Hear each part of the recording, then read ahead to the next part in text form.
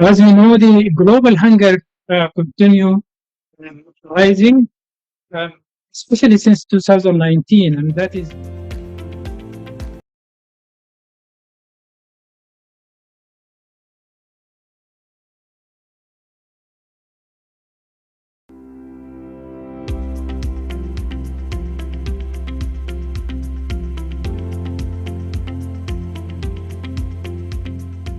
Across Africa, agriculture is the predominant sector in the economies of most countries, accounting for between 30 to 40% of gross domestic product, and the sector is a leading source of jobs for over two-thirds of Africa's population. In Kenya, despite the fact that the agricultural sector contributes about 30% of the gross domestic product and accounts for 80% of national employment, mainly in the rural areas, farmers face crippling challenges in the agricultural value chain. If we want to see this country grow, the cost of capital has to come down. Why is it in the West, right? Like in the UK, for example, lending to an SME interest rates are 2 to 5%. Germany, the same. US, the same. Why is the lending in African countries 15 to 25%? Doesn't make sense. Something systematically, the cost of capital is high, and I know everybody talks about risk, but we need to find a way, whether it's technology, whether it's the financial sectors, whether it's, development institutions, something needs to be done. If the cost of credit is not lowered, the continent, the country, the sector cannot thrive. Besides the financial burden, there is also the climate change crisis, which has become a reality much faster than all scenarios predicted. And thus the situation at hand, begging the question, what next? For many years, farming has always been considered as a business of hope, and this is because of the uncertain market. Now, farmers are changing tact and they are embracing contract farming.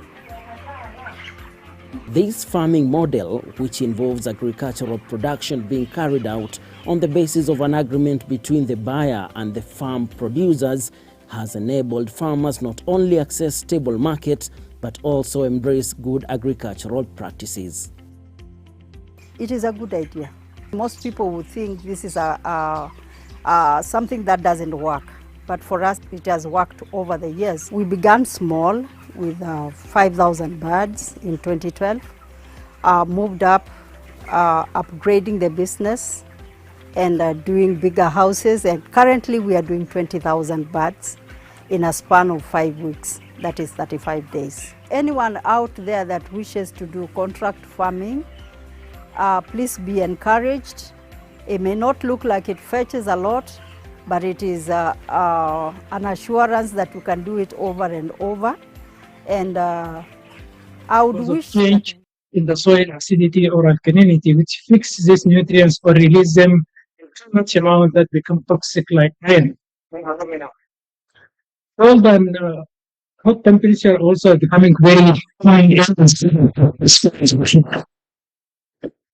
The thing is that we were able to make very good progress in developing varieties that can produce almost normally under these conditions, which provide a safety valve for farmers, just like a real security for the farmers to continue producing. And I'm giving some examples here. For salinity, as you see, the variety on the left in the field here, this is in India, is actually the most popular variety in that region, but because of increasing salinity and the accumulation of salt in the soil due to irrigation or to inherent irrigation drainage or inherent problems, salinity increased. But the salt-tolerant varieties that has been developed recently, consider are growing almost normally. The same thing you see it with drought. This is a field subjected to about 10 days of drought. Again, as the popular varieties succumb to drought, whereas the new varieties that have few genes of drought tolerance will be able to produce equal amount of rice. Most interestingly is under submergence, and flooding now is becoming extremely important in Africa, as we have seen it this year in Kenya, Tanzania, for example. This is a field that has been flooded for 18 continuous days, complete inundation. As you see on the left-hand side is the popular variety being used by farmers in that area. The other one is a new varieties that have one gene, we call it sub1. It's really a long process to discover these genes and introduce them into popular varieties. We have other genes for other abiotic stresses that is being incorporated into new varieties. And most importantly is we can now develop varieties that combine all of these genes. So it provide real insurance of security for farmers. One more problem in Africa is insect and diseases, especially diseases like the rice yellow mottle virus, the rice blast, bacteria fly. Any varieties that we have to release for it to be adopted by farmers must have a reasonable level of resistance for these diseases. So what we do is we monitor this carefully and we look for new strains, develop genes for them. If it is not new, if there is an outbreak and the disease is not new, we'll have genes to deploy in the varieties adapted to that region through breeding. And now we can do that only within 2 years using our speed breeding facility. We also formulated a community of practice network involving all NARIs from 26 countries across sub-Saharan Africa, and also work beside rice on other crops, also involving other CE centers. So we really have a lot of efforts to make sure that the varieties that are released are really have the needed resistances to most popular diseases. So these are just two examples of the effort that we are doing through breeding. It's basically to equip the varieties with resistances and tolerances to biotic and abiotic diseases, to biotic diseases and abiotic stresses, and combine them in varieties in a way that the variety can also be grown on a large scale, and then try to deliver it through efficient methods. The problem in Africa is smallholder farmers are very difficult to reach and very difficult really to move at scale. So this is where the contract farming will bring a lot of efficiency and capacity for us to reach smallholder farmers. And I will try to show one example in Asia, which is extremely successful right now and really help narrowing the yield gap in farmer fields. This model is actually developed by the government of Vietnam and Erie, and this is happened when the government in Vietnam noticed that farmers are difficult to reach, and that is mainly because they are smallholders working independently, holding on to their tradition and varieties, and the yields are very low. So they came up with this model where they aggregate farmers into groups, large groups, and they call this small farms, large fields. Real large fields in some places where they can be completely leveled and mechanized and managed at one field, and demarcating the farmers' territories using GPS.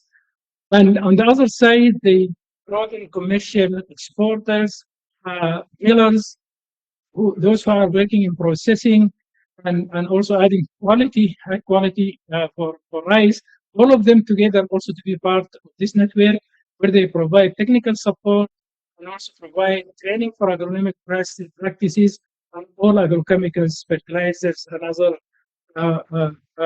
insect and disease control methods. The deal here is in the contract happens before each season. The farmers will be the producers, whereas the commercial entity will be the one who provide all the services, but at the same time buy the grains from farmers. By doing that, the farmers are assured that all their product will reach the market and they will have acceptable price for it.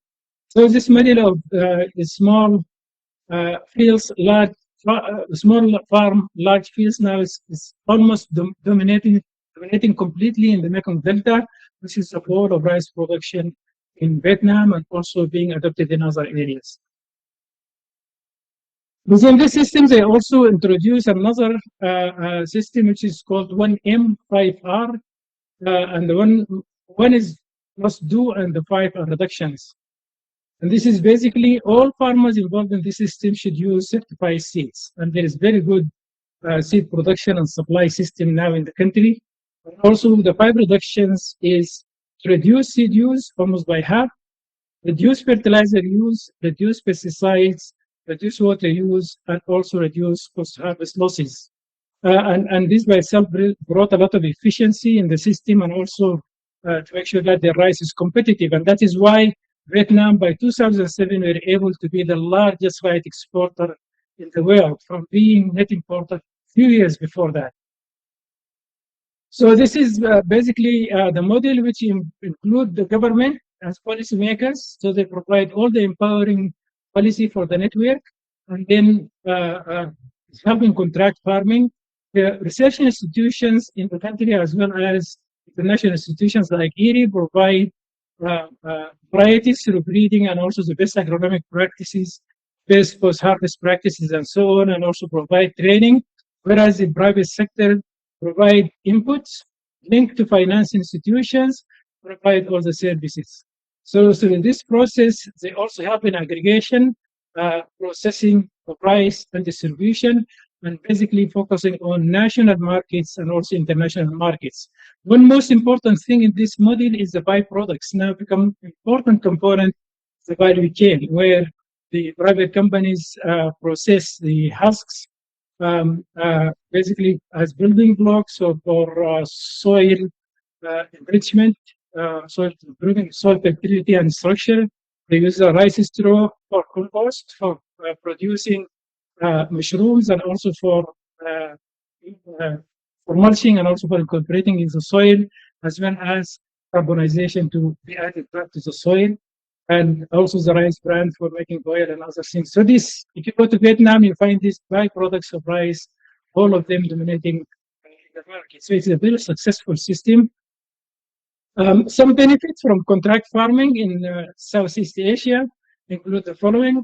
It really promotes adoption of modern varieties, high-yielding varieties, climate-resilient varieties, and innovation related to these varieties, because now it becomes almost like a top-down system where anything that comes new and proven and validated quickly into the system, and the farmers will see improvement from these new varieties and management practices. It reduces production cost substantially. It increased yield, which is very clear because now it become a commercial system. It also improved rice grain quality, and that is very important. That's what make Vietnamese rice more competitive and dominating in international markets, especially in Africa. It also enhanced farmer profits. So the farmers are getting much more than before, and it saved a lot on natural resources, including water. It interestingly also it helped reducing greenhouse gas emission, and that's mainly because of the optimization of application of water and fertilizers, shortening the season, and also managing waste burning. All of this really contribute to improving the climate change mitigation. And it will also protect the communities because in the past they used to burn their straw. There's waterborne diseases. There is contamination like aflatoxin and so on. But also it's a very low level. But all these were able to eliminate it by having efficient processes where the rice will be dried quickly and then milled and stored before it gets exposed to any other kind of these problems. So it's in a nutshell what I want to share with you. Thank you very much. If you have any question, please by email it there and make sure that you reach out to me. Thank you for the opportunity. Give it a try. Contract farming is the perfect thing, especially on the marketing of the products.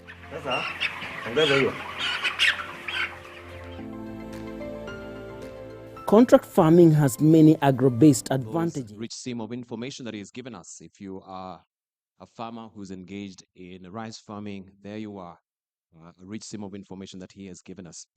I want us just to stand up a bit so that we can try and shake our foot a bit and awaken us as well for the session that we have. Many presentations that will be given to us so that at least we also are alert. I want to see how alert, how attentive, how agile you're going to participate. Please, let's stand up. I want to just do a little bit of an exercise. And maybe I can hack back into your history if you ever did geography and you're aware about your directions on your compass. Because this is a very pivotal inaugural session of the ICCF. And by the way, we're streaming live on social media as well. Hashtag ICCF 2024 is what you can use to just share information with your followers on social media to just alert them that this is going on. So back to the campus. I want you to lift your finger high, right? Just lift it higher, higher, higher, higher, right? Then you follow instructions kindly. Then I want you to trust me. We had issues of trust with the farmers, especially with the contract farming, that you can renege on your contract. Yeah? So all these contracts, even when they're being formed, on whose favor is it leaning? Is it the buyer or the farmer? And you find it is skewed. So issue of trust, even maybe you closing your eyes, it could be something. But kindly trust me. Close your eyes. Don't put your finger down. Stretch it up. All right. Show me where your true north is. Don't open your eyes. Show me where your true north. You say you did a bit of geography. Where do you think your true north is? True north. True north. Where is your true north? Point it. Close your finger. I mean, not close your finger. Close your eyes. Raise it high. Show me your true north. You're so certain. Don't put your hand down, okay? Don't put your hand down. And don't change directions. That will be called cheating. Open your eyes. Don't put your hand down. Open your eyes. Look at your neighbor. Don't put your hand down yet. Look at your neighbor. Ask your neighbor, are you sure that's your true north? Ask you, don't put it down. And I want to consult my campus here from my phone so that I can see where the true north is. Ask your neighbor, is that your true north? Are you sure? What did they say? They are sure it's a true north. Are they sure? Let me consult this. Don't put your hand down yet. Let's see, Msema Kweli there, the campus. I want to face where you're facing. From my campus, the true north is on that direction. Look at your neighbor and tell, are you sure? If you never got it, tell him, congratulations. And right, don't sit down yet. Don't sit down yet. With that finger raised high, yeah, still the index finger, I want you to house your neighbor's finger. So one is raised, yeah, house. Don't house yourself. House your neighbor's finger like that, exactly. Yeah, so we have sort of a zigzag. Good. So is everyone housed? Right? Is everyone contracted? Right? At least there's a contract happening. So I want you to do this. On my count, I want you to grab that finger. 1, 2, 3. No. I haven't counted yet. Right? So we'll do a dummy run. I want to see how nimble, how active, how attentive you're going to be this afternoon, okay? Are you ready? Okay, this is a dummy run. On my count. 1. Please don't get caught. 2. Drop that finger. What happened? Come on, don't be that lazy. Be active, attentive. Let's try it one more time. Are you ready? Now that you got it, before we sit down, now that we got it, are you ready? You won't be caught, isn't it?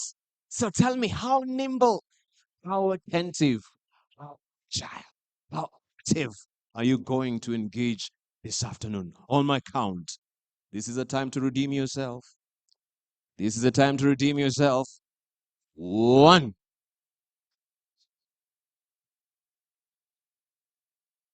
2. Some of you I can see shaking. 3, grab it. Clap for yourselves kindly.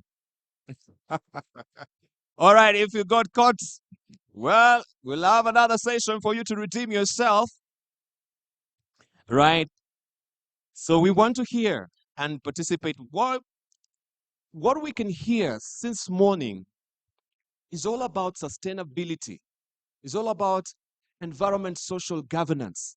It's all about PPP, private-public partnerships. This is all about contracting. It's all about the supply chain and value addition. It's all about the 5 rights of procurement: right price, right source, right quality, right quantity, and the right price. This is everyone's quest when it comes to contract farming. And we know, even as we continue with the contract farming, the question that is being asked is, how sustainable is our contracts when we're entering into this contract? Right now, we know even in the EU zone that they have a new regulation, the EU deforestation. And this is going to dramatically affect as well our export to the EU, because they say, where is your source? Is it environmentally ethical where you're sourcing? This is where we are moving into, and everyone is talking about sustainability reports. It is, you are not about just your profit, it's about what are you giving back to the environment now that you're extracting away from the environment. What are you giving to the environment? We talk about the integrated reporting that every company has to engage in right now when it comes to ESG. And this is where we want to center our focus as well. Innovative solutions for sustainable farming, technology, climate smart practices, and knowledge transfer. Ethical buying, ethical selling, all this will be predicated on our business practices at the end of the day. And so I just want to set that particular understanding in the air for us, even as we engage, as I call upon now Jan Willem van Kasteren, who is the CEO and co-founder of eProd Solution. And we're exploring introduction to appropriate technology for various farming practices, climate smart agriculture techniques, technology transfer mechanisms. This is also where you will be pegging your questions on, and then we will be discussing them much, much later. Ladies and gentlemen, would you kindly put your hands together and make me welcome Jan to the podium to take us through this particular session. Thanks. Thanks a lot.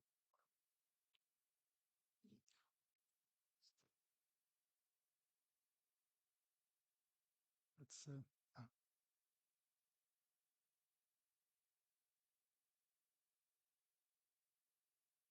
I don't know. Okay, good. Okay, good afternoon, everybody. So my name is Jan Willem. I've been an exporter for the last 18 years, exporting chili peppers from the coast of Kenya. And I'm also the co-founder of a company that offers a digital platform to manage contract farming. So if we talk about contract farming, it's actually quite a funny name, because when do you need a contract? You need a contract when things go wrong, when things are really going the wrong direction. How did you agree on arbitration, for example? If everybody could be trusted and everybody is transparent and communicates, you don't really need a contract, a physical contract. So maybe agreement farming would be more appropriate. So one of the challenges is that, of course, trust is quite difficult to manage. And if you look at the relationship, or basically the contract farming, it's basically trading between a farmer and a buyer. So to manage trading, you need basically you need money, you need maybe a Hilux or a pickup or whatever, and you can buy. So that would be more buying on the spot market. But the difference with contract farming is that you basically you go a bit beyond, and you can choose how far you want to go beyond. But basically, services are typically embedded. So that could be, for example, that you, as a buyer, you give the markets, the farmer certainty by offering an agreement, a contract. You could offer inputs, training, maybe access to finance, whether you directly finance as a buyer or you link farmers to a trader. But then, of course, things become quite complex already. We heard already about a couple of examples of quality-based payment, capacity building programs. So split payments, mobile money payments. So it becomes quite complex. And that's where digital tools can become very important. So in 2004, I came to Kenya and I was an exporter. And we developed internally systems to manage about 300 groups, 8,000 farmers on the contract. And in 2017, the platform was became quite comprehensive. So we said, okay, let's see if there's a market for the software. So I sold a few years ago my exporting company. And at the moment, we are basically just focusing on software. Let's see if it works. Yeah. So we offer a management platform for farmer cooperatives, traders, food processors. And for buyers, it's quite important to take into account a couple of lessons that I want to share with you. So, of course, you need an affordable platform, but also you need to select a platform which is off the shelf, so it doesn't take you months or years even to get it right, basically.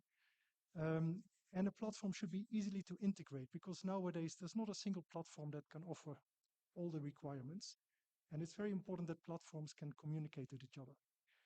In many places in Africa, but also many developing countries, there's still 4G, 3G, Edge, 2G.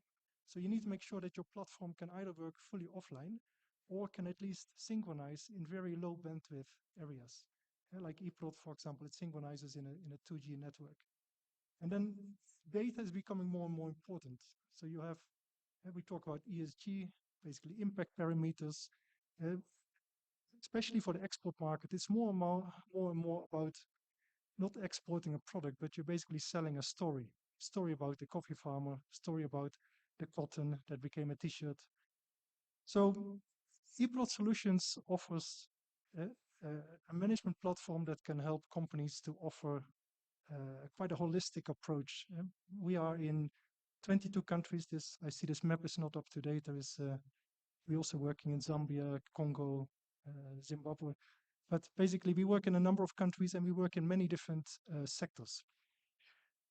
So what does the platform do? What kind of platform would you require? In our case, we have a platform that has a mobile application and there's a desktop application. So the mobile application is made very simple for the staff in the field, and there's a desktop that has much more functionality and would typically be used by people like from admin finance or people that are used to work with IT platforms.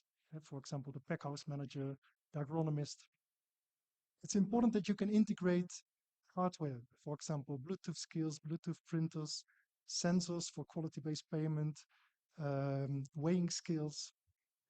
And then, as I mentioned, it's important that you can integrate with other platforms, whether it is the platform for the brewery, the ERP, or financial accounting software, and also services. There is, of course, a challenge that farmers would often not directly willing to pay for services, but there are many services that can be quite cost effective for you to offer as a buyer, to basically build that trust with your suppliers. So you can think of weather forecasts, but that could also be very specific models, for example, for fertilizer advice, yield forecasting. So you can imagine if you want to offer a holistic solution, for example, you want to increase like in this case, the introduction of tolerant rice varieties, then you probably need a new variety. It needs to be tested, field days. It needs to be available in the shop. You might need access to credit. You want to see how that variety performs in the field. You want to report. So there's many aspects. So you need a platform that could manage this all in one central database. So if you work with, for example, many cooperatives, or you do research with many rice traders, like in the example before, you probably need a platform that can combine the information from many databases, many cooperatives, for example, or let's say many coffee exporters. We talked about EUDR. So if they have an international trader, they would need to collect data from many coffee cooperatives and upload the information for those containers onto the EU platform. Or you have an NGO that needs to report on the impact of the program. They work with many cooperatives, for example, and they need to share that information. So it's important to take into account a lot of these factors. I just want to show you a few screenshots of the ePlot system where you can manage, for example, farmer registration. It's important that a lot of data is available offline. So when you have an extension officer visiting farmers, farmers will ask questions, or at group level there will be questions, or at field level. How about the status of my crop? Who attended this training? What about my loans? What about my last payment, my last collections, my debts? So that information should be available offline. Then it's also important that you can, for example, do surveys at farmer level or field level or group level, especially if you do, for example, a certification scheme. So when you register a field, nowadays it's very important that you can not just record GPS location, but also polygons. So this is important for many reasons, but also, for example, for certification schemes or for EUDR compliance. And EUDR is now important for EU, or even though it has been postponed, but other countries will follow. And again, it's also important that you can do surveys at field level, for example, for scouting pests and diseases, or to do field trials, things like that. So I will just want to show you two relevant innovations that we did, but they're, I think, important for everybody, for especially if you're in the export market. So we have done some integrations for the EUDR.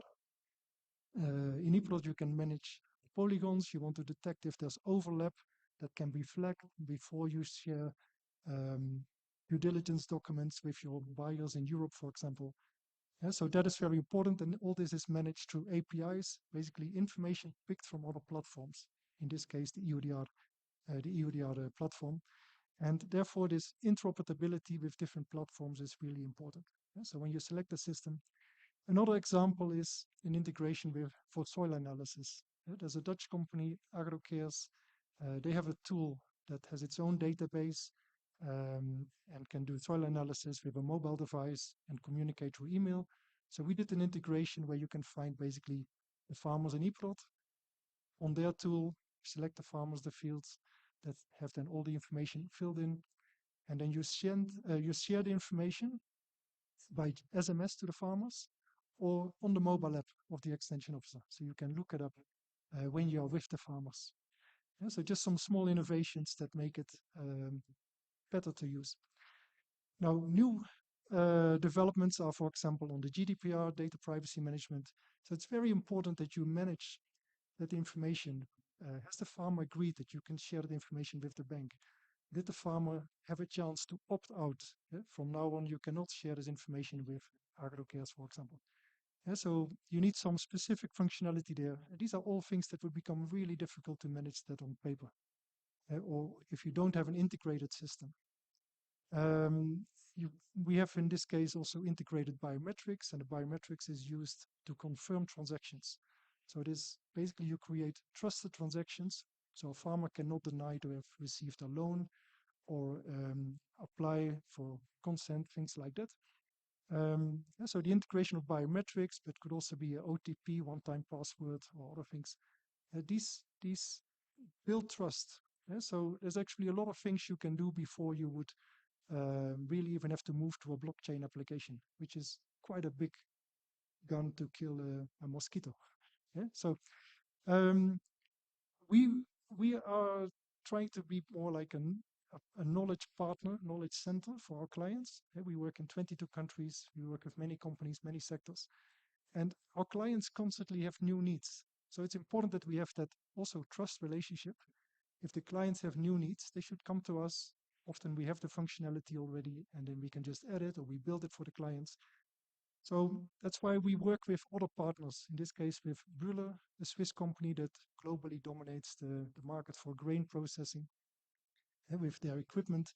And we have a training program for free. If you're interested, africagrainsonline.net. And it offers training about contract farming and about food processing, specifically milling. Next year, we'll add a course specifically on compliance. We focus on soya, coffee, cocoa, crops that are selected for the EUDR. Because as we know among our clients, there are many that are not aware or not prepared for the requirements, and they have a risk that they lose the market. Great. Thank you very much.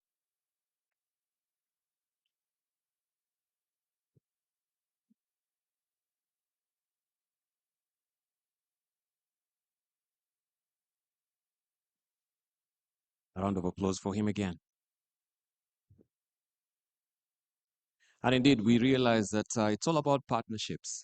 Just as you said, sometimes you don't use a big gun to kill a mosquito. It reminds me of Anita Roddick, who said that if you think you're too small to make a difference, then you haven't been to bed with a mosquito. So it doesn't matter what sector you're in or how insignificant you feel. If we synergize all these energies that we do have, all these ideas, at the end of the day, we can make a difference. It doesn't matter where you're starting from. And somebody who's making a difference right now as well is Mbukwa. This is Robert Washira. He's the director, agricultural advisory, Cultivapro Limited. Robert, if you're here, I want you to come to the lectern here also and just give us a sentiment on how you are that mosquito or the big hammer that is making a difference. A round of applause for him.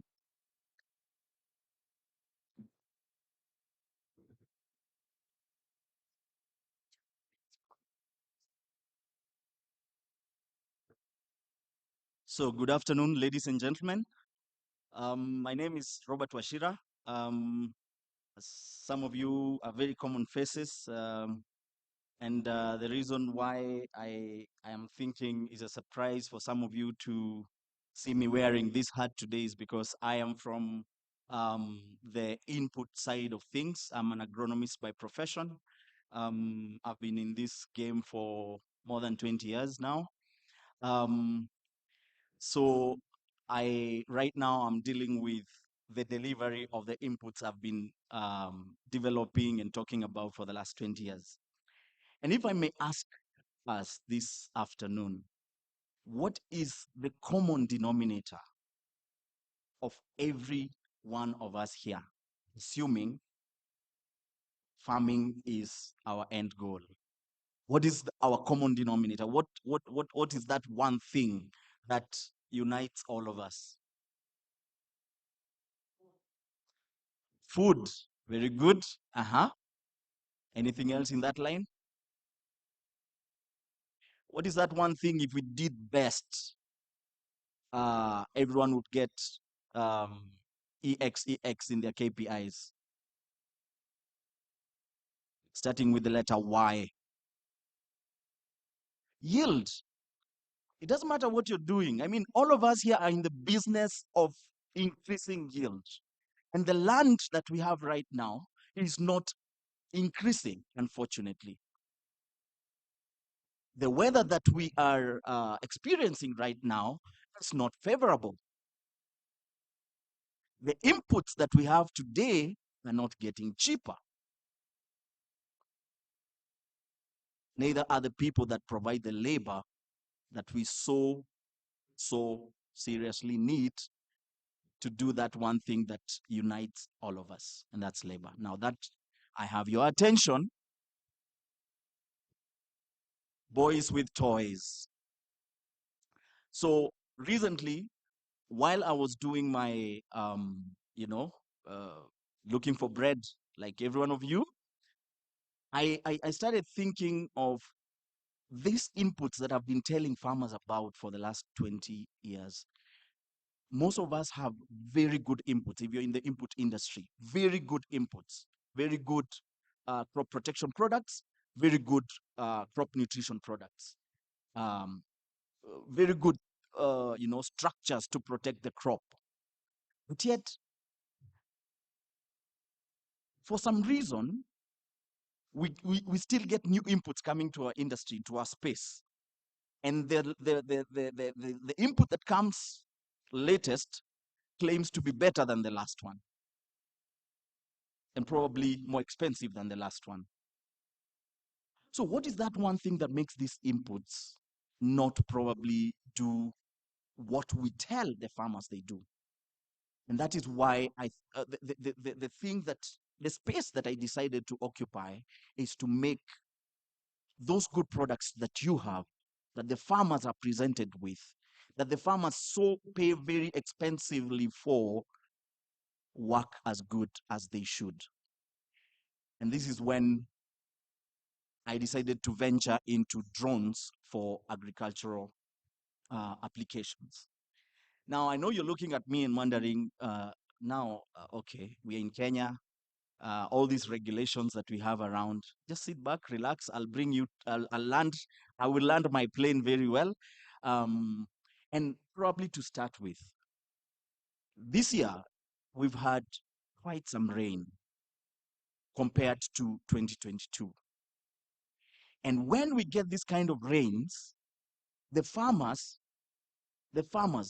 let's first give a hand clap to farmers. They are the most resilient human beings we have in our planet.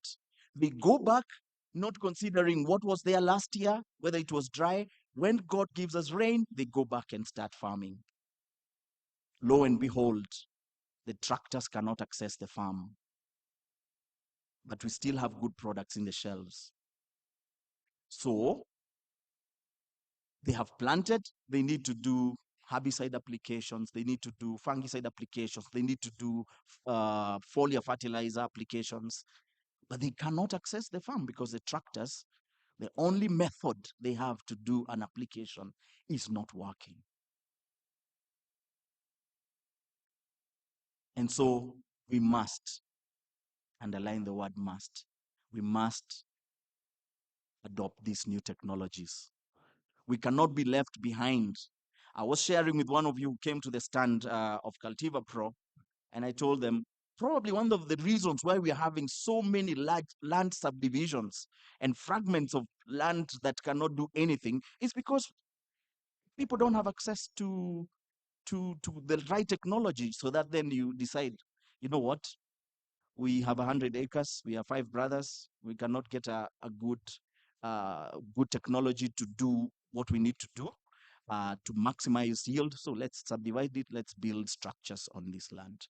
So Cultiva Pro just does exactly that. We provide drone services to help in application of farm inputs, and by farm inputs I mean pesticides, that crop protection products, and foliar fertilizers, and also granular fertilizers.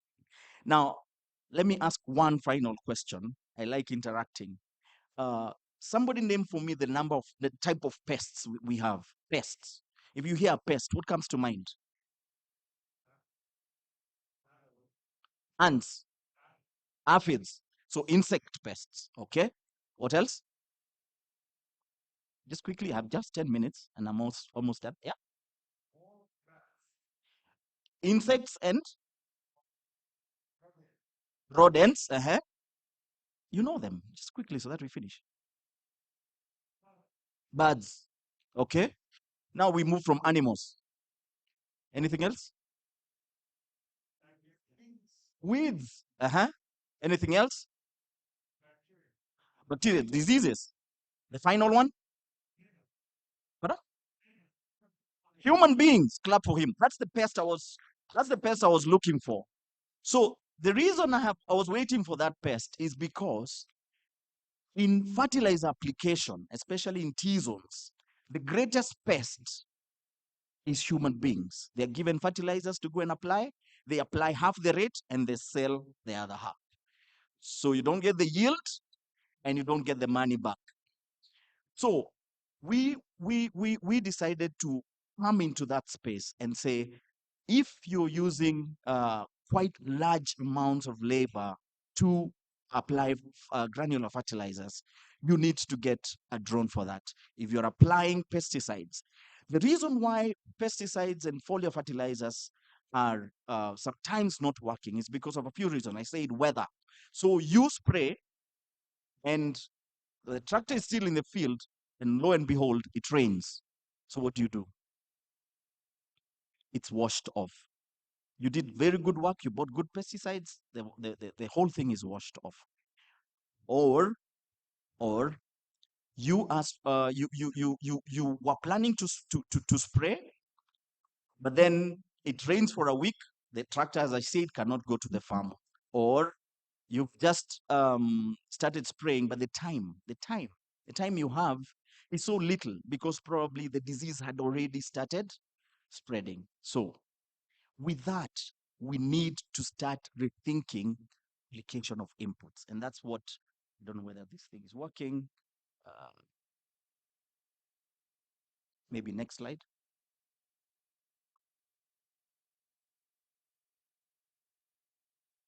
Okay. Next.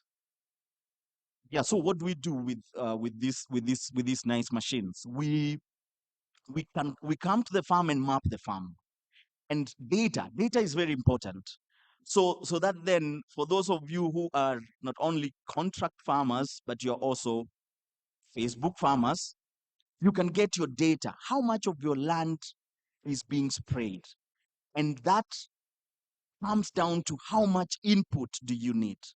When this machine goes to the air and it lies, it keeps the data of each and everything that it does. So for some of you who've ever gone to your farm and found patches, so the tractor driver just got tired and they went for lunch, but they could not remember where they stopped. So they decided, picky, picky, ponky, father had a donkey, it's here. So they pick up from there. And then, lo and behold, you find a patch of land that has weeds and you sprayed a herbicide. So that's one of the things we're saying. This machine remembers, has memory of the last point of application to the centimeter. We have centimeter accuracy with drones, for those who do not know. We also do surveying. We can survey the land, as I've said. We can tell what kind of weeds are in your plot, so that then you do the application with the right kind of product without guessing. So you know exactly you have grasses or you have broadleaf weeds. You can also do spot spraying. Instead of doing the whole area, you do just spot spraying. And these are now surveys for various stresses. So you have sprayed a herbicide, stress, and then you want to do a product that helps you to overcome stress. Diseases, we've talked about it. When we have drought-stressed portions, you can get a drone to help you solve that. Next, please. So yeah, this machine, for the sake of those who are asking, this looks like just 50 liters. Yeah, 50 liters, and this machine can do for you 7.5 acres in a short 10 minutes. I repeat, 7.5 acres in a short 10 minutes. And that can program for you if you need coarse droplets, if you need very fine droplets, if you also need that product to be applied for avocado, for orchard owners. There's no need when the crop is very young to spread to spray the whole area with a pesticide, for example. You can do spot spraying. This machine has a way of mapping and spraying only the tree, so that then you save on the product that you're using for the next hectare, and so on and so forth. So we have a lot gain from drone technology. Next slide, please. For those who are thinking, how will this thing spraying from the air get to the canopy underneath? We come to your farm and we demonstrate that the force that this machine has is able to penetrate through the canopy. And we use water sensitive papers. We hide it even under the leaves. And we found that the droplet size, which is released by this machine under pressure, can penetrate deep into canopies. This is something that is happening and not in neighboring countries, right here in our country. Next slide, please. So we get even spraying. So we get precision with this machine. We are saving water for 7.5 acres using 50 liters of water. If we are to use a boom that uses 600 liters, for example, per hectare, that translates to 1,800 liters of water vis-a-vis 50 liters of water. We are at an age where we need to be saving water. So is it even legal? Some of you are asking, is it even legal? Yes, we are highly regulated. The Kenya Civil Aviation makes sure that every drone is flown by a licensed pilot. And every drone in this country, before it leaves the store, has a license and a permit to fly. They also require you as the farmer to send us a letter of no objection to be able to spray on your land. And also, every single drone, as I've said, is registered. So because it can be also a security threat, as you can imagine. I can fly it from my bathroom and it comes knocking in your door. So it's also, please ask whether the drone flying on your farm has all the necessary permits. We have a lot to talk about, as you can imagine. Boys with toys can never stop talking. So let's talk at our stand, Cultiva Pro. That's my number and our email address, and let's make farming some kind of fun. Thank you very much. Indeed, it looks so much fun. It is Peter Drucker, the management guru, who said, "What cannot be measured cannot be managed." And all we can see is what innovative tools can do when we're talking about the digital platform that we're in and precision agriculture and also the digital seed mapping that we can see there, targeting exactly what is like a targeted bullet, or a missile guided bullets at the end of the day. And of course, the use of satellite imaging. We're talking about data analytics. We're talking about the digital tool that we do have so far, the drones here. This also really inform you as a farmer on how you can optimally, use your planting locations at the end of the day. Rich seam of information. This is where technology now meets agribusiness and make it full farming, right? No, it's not now for their cake and all that they normally say that we can say farming now is cool. Thank you very much, Robert Washira. Of course, we shall also be getting more questions from the plenary for you much, much later. For now, I want just to invite Shina Raikundalai Leah, I should say. She's the Chief Growth Officer, who's a one. Shina, you must have seen her somewhere. I was just telling her, oh, I saw the soft copy. Now we can see the hard copy. Ladies and gentlemen, let me introduce the hard copy now. Shina, as she comes to the podium also to talk to us about Kuza One.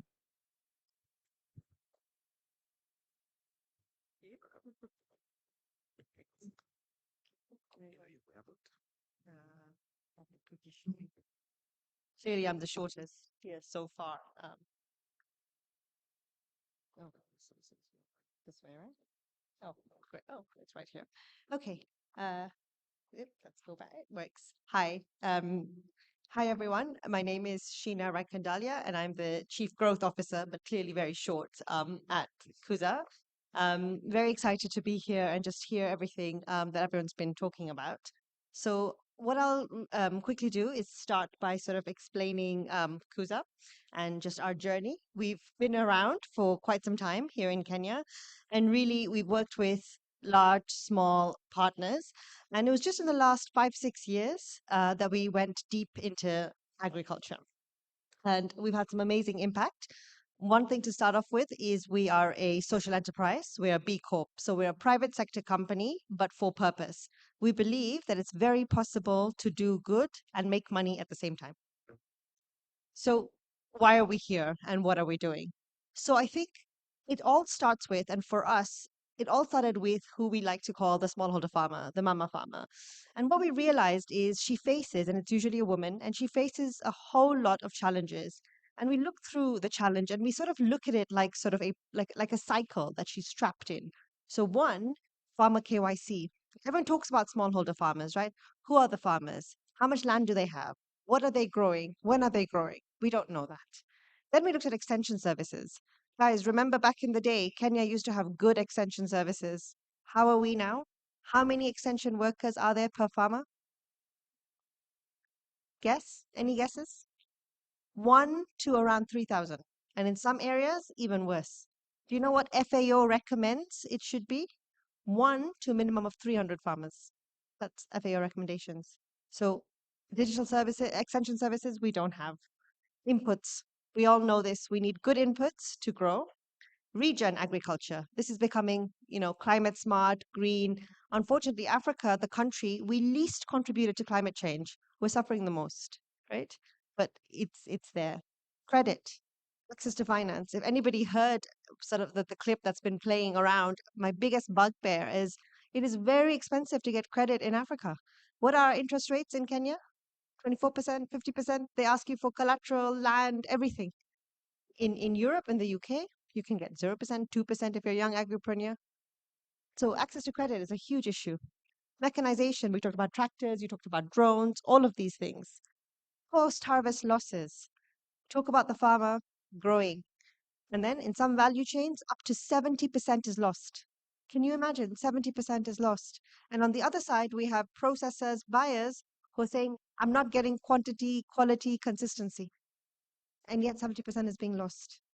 Logistics, another issue, market linkages, which is kind of what we're here today. So we looked at all these challenges that this poor farmer basically is facing, and it's already so complex. And we thought, all right, what can we do about it? Is there something that can be done?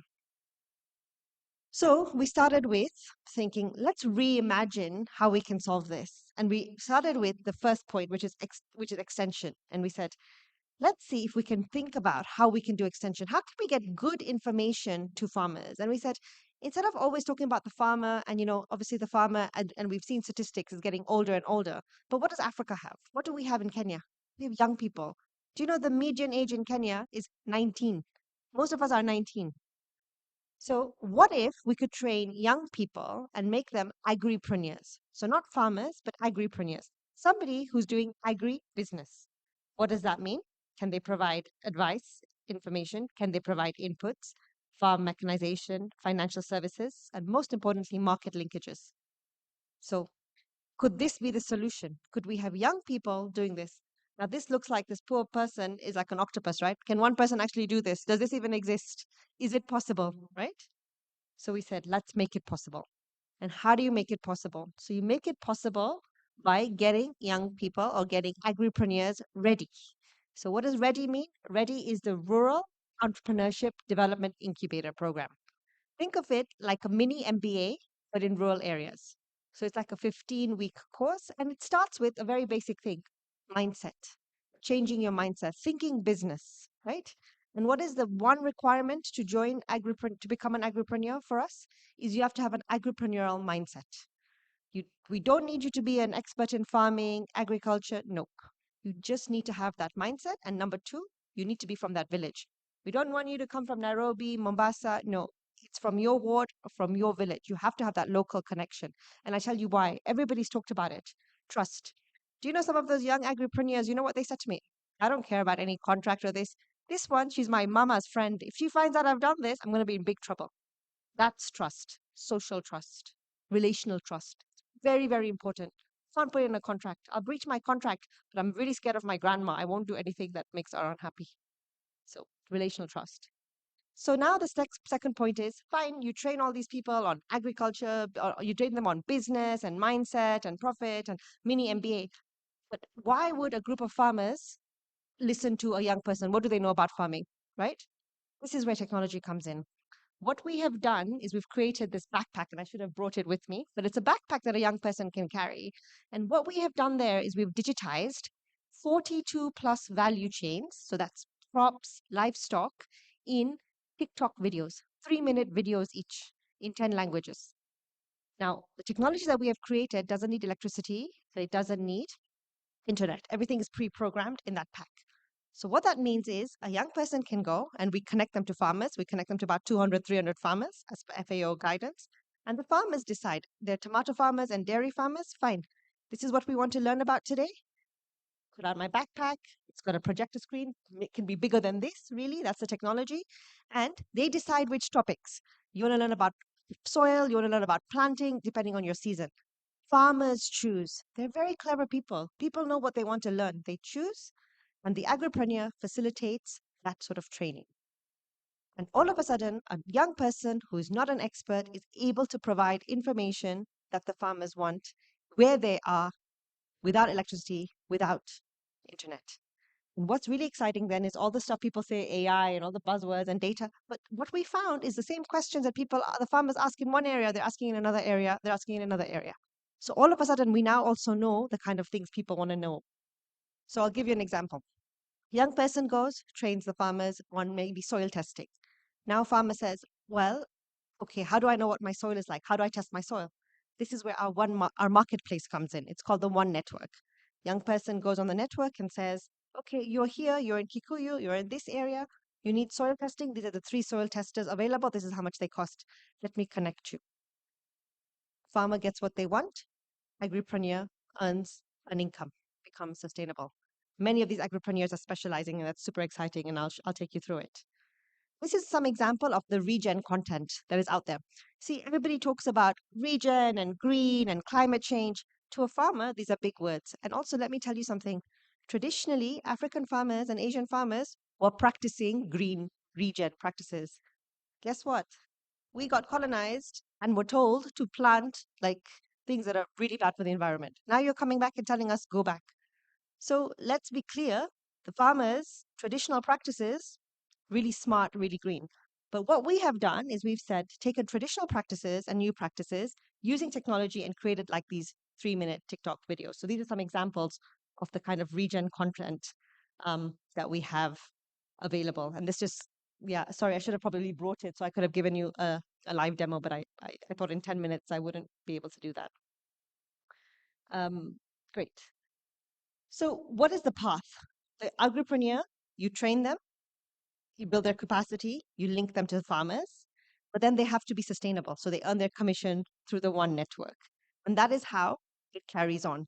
So a lot of the times, extension, you have to pay workers, right? Pay my transport, pay my food, come and deliver me, do advisory.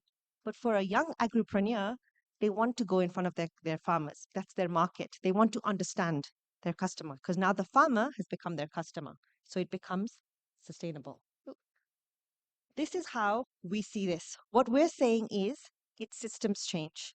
When you start with the agripreneur who has built trust with the smallholder, relationship trust, it then results into transactional trust by adding all the different kind of service providers. So for example, if you're an input provider, if you're a credit provider, if you're a market provider, your logistics, what we're saying as Kuza is we know we can't do everything. We don't want to do everything. Agriculture is complicated. But what we've done is we've built a digital distribution platform, basically, where you can access farmers through agripreneurs, so technology, so people plus platform. And then who are you an off-taker? Are you an input provider? Are you a drone company? Do you have a software solution? Plug in, and basically, all of a sudden, you are getting access to your market, right?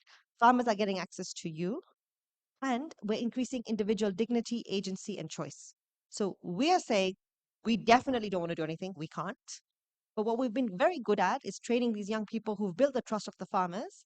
But now let's bring in all the other parties and keep transactions going. And it becomes a flywheel effect, right? More services, more service providers, more agripreneurs, more farmers, and we can keep going. And that's how we think it's going to be systems change. I don't think it can be one person. It's too complex. One person can't do it. But if we kind of work together and just do what each of us is good at, we think this can happen. And this is a data diagram. This is a network diagram of our Kuza One Network platform currently, which is showing self-reported, I might add. So we all know how much trust everybody has in KRA, but this is self-reported that the agripreneurs have reported. And this is $23 million worth of transactions done in 3 years in 13 counties, which I know to big contracts does not sound like a lot, but this is kind of where we are. And we've got the data at the county level. In which county, so the green bubbles are the counties, the orange are the agripreneurs, and the purple shows you the level of business that's being done. So this is not dummy data. This is actual data that has been recorded. Great. So sustainability is very important. So how does the agripreneur earn commissions? So they have to earn money. And what we're seeing is, I know everybody talks about value chain. But actually, if you just do one thing like maize or something, it's not going to be sustainable. We call it portfolio. You need to have a portfolio. Even as a farmer, like the reality on the ground is how many farmers grow one thing? No, you grow something, you have your chickens. Like the reality is we need to start reflecting, our solutions need to reflect what is the reality on the ground. So how does this agripreneur earn money? Through the sale of inputs, the aggregation, specialized services, value addition, all the things that we need, and also livestock, right? Lots of things in livestock. And here where I say AI, it's hilarious because all my techie friends think I'm talking about, you know, artificial intelligence, but actually all my farming friends think I'm talking about artificial insemination. So there we go. So lots and lots of things that agripreneurs can do to earn their income. But what is super exciting here is that agripreneurs are actually specializing. So all five of these people are from the same area, same ward, and they were trained in the same way. One person decided to be an agro dealer. The other person, Joseph, decided to go into potato businessing, potato seedling business. Robert, this is my favorite story, was doing this soil testing so much and said, "Why don't I just he had a manufacturing background. He's like, why don't I manufacture biofertilizer?" He created organic using manure biofertilizer. He hires 12 people. He's now licensed everything and is starting micro franchising. All of these people, James is doing spraying as a service, and we heard earlier about drones doing it. And we've got potato aggregation. What we're saying is, if you train people, provide them with the tools, they will sort of make it happen. What's super exciting is giving that opportunity to everyone to do. And here, I just wanted to give a little bit of an impact of why we're doing this. And really, it goes back to, we're really, really helping smallholder farmers. And some of the statistics were so exciting that we had 65% women farmers and we'd increased their production by 67%, which actually resulted in that 55% increase in income. And I thought that would stop there. But no, what we found is when women earn more money, they pay off their household debt and they save. Yes, they're not going out in bars and drinking, but that's what they're doing, which is really, really interesting, investing in women. So why am I here today? If all of this can be done with sort of a platform, and I said it's not one approach, we're still right now working with the producers, right? We're still saying, let them grow, and then we'll try and find them a market and we'll use young people, which is great, agripreneurs. But let's say we reverse the cycle. Let's say we start with off takers first. Let's start with the demand and say, what do you guys want? What quality do you want? Standards do you want? And then we can use our video training, the TikTok videos, specifically for your standards, for your training, and use that with the young person to train the farmers so they're growing exactly what you want. Think about the reduction. Think about all the food that gets wasted. Think about all the stuff that at the end you have to disqualify because it doesn't meet your standards. Imagine if we started with really clearly defining as an off taker what you want, how much you want, when you want, even defining I want it organic, I want these inputs. We can bring in all those players.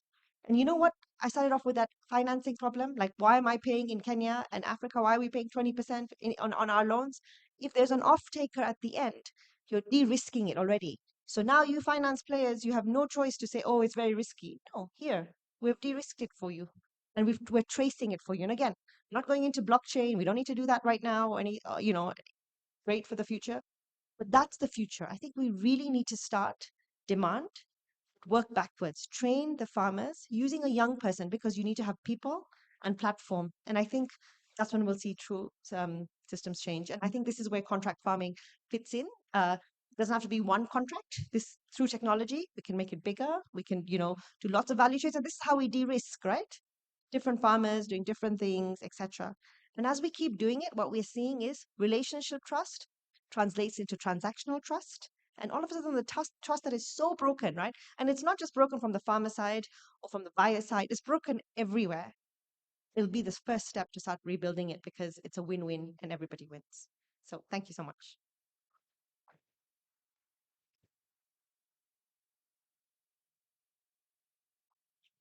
Indeed, turning the flywheel. So the effect of one, beginning small. Who's the one? I like it. It's all about capacity building, and we have that concentric effect happening in the environment. I think we've had, did I say, a belly full of presentation right now. So you've actually like ingurgitated a lot it's time for you to regurgitate with questions right now. Whichever forum that you think is really right up your alley, be it technology, capacity building as well. So I want just to hand over this opportunity to you. I think I have the mic here. So this will be the roving mic. I can still be here. Take your questions. Let's make sure that at least also they're short. So brevity is of essence, so that also we can try and keep time. If you're making contribution as well, just make it very brief. So before we proceed on with other presentations, please, if you have questions, kindly shoot up your hand. Just also give us your name and which organization you're working for, then you can fire away your question. Let's begin with the gentleman with the mic, please. Good afternoon, all of us. My name is George Chieng, and I have a question for Shina. You mentioned about working already in some 13 counties in the country. I just wondered, what is the geographical spread of these counties, and are they like crop specific, sector specific in agriculture? How exactly? Just a brief one on that. Thank you, George. A question for Sheena there. I saw so many hands where they have gone. Oh, yeah. With the lady there. Thank you, presenters. My name is Florine Witty. Would you kindly just stand up for the benefit of them that are really craning their neck to see you? Okay, my name is Florine Witty from Syrian Growers Association. Kindly, let me have your name again. Your name is? Florine Witty. Florine. Yes. Thank you, Florine. I work with Syrian Growers Association, CGA. My question goes to Washira on drones. Wanted to know how effective it is for smallholder farmers. It looks like a large-scale farmer thing, but can it work with smallholder farmers?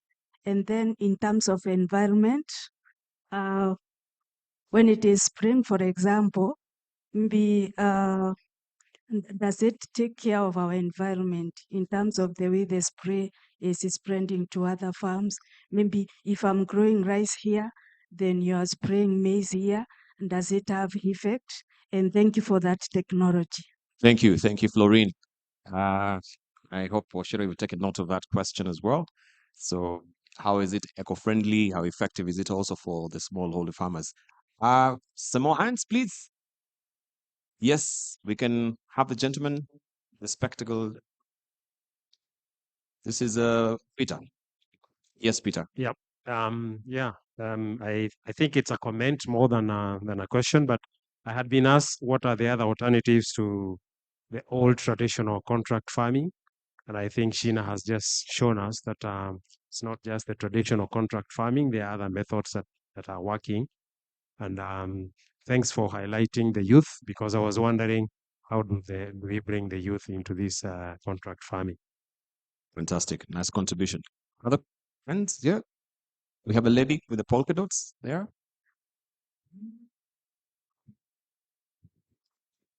My name is Jean Giro.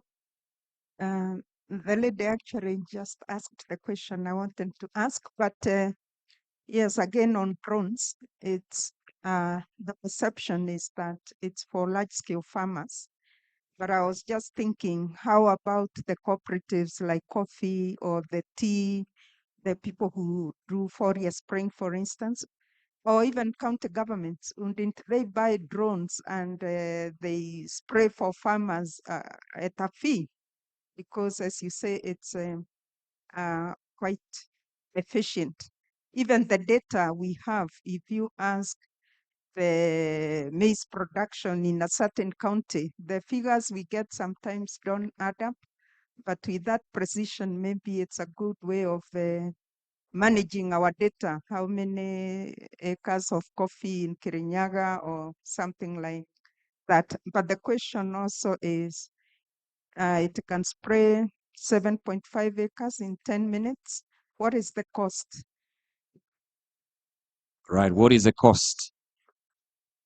Let's go to the particular end. Yes, the lady. My name's Mary Itogo. I'm a self-sponsored farmer. Your name is? Mary. Mary. Thank you, Mary. Yes. I do farming in Yandaro. My question is on Washira for the drone thing. Thank you for that technology. Now my question is it economically viable for, like, personally where I'm farming, currently I'm the only farmer who is doing canola.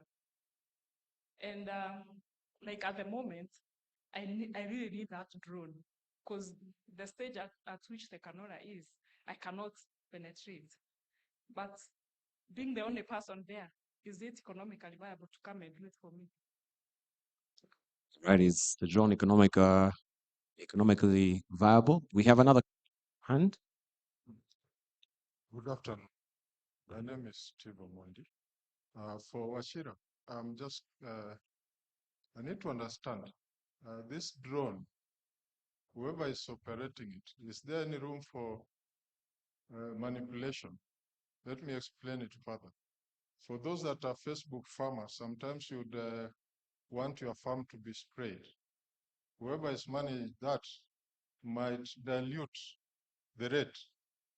You get it?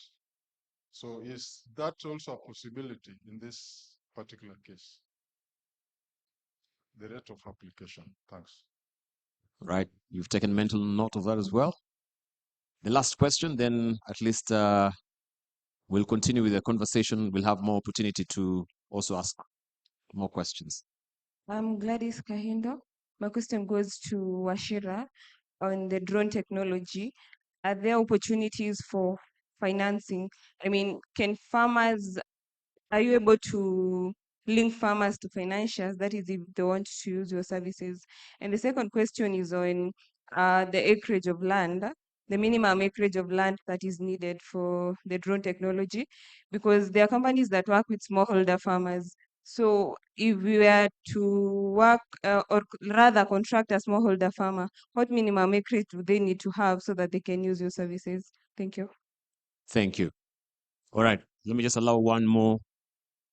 This other side. Oh, over there. We'll come back to you, sir.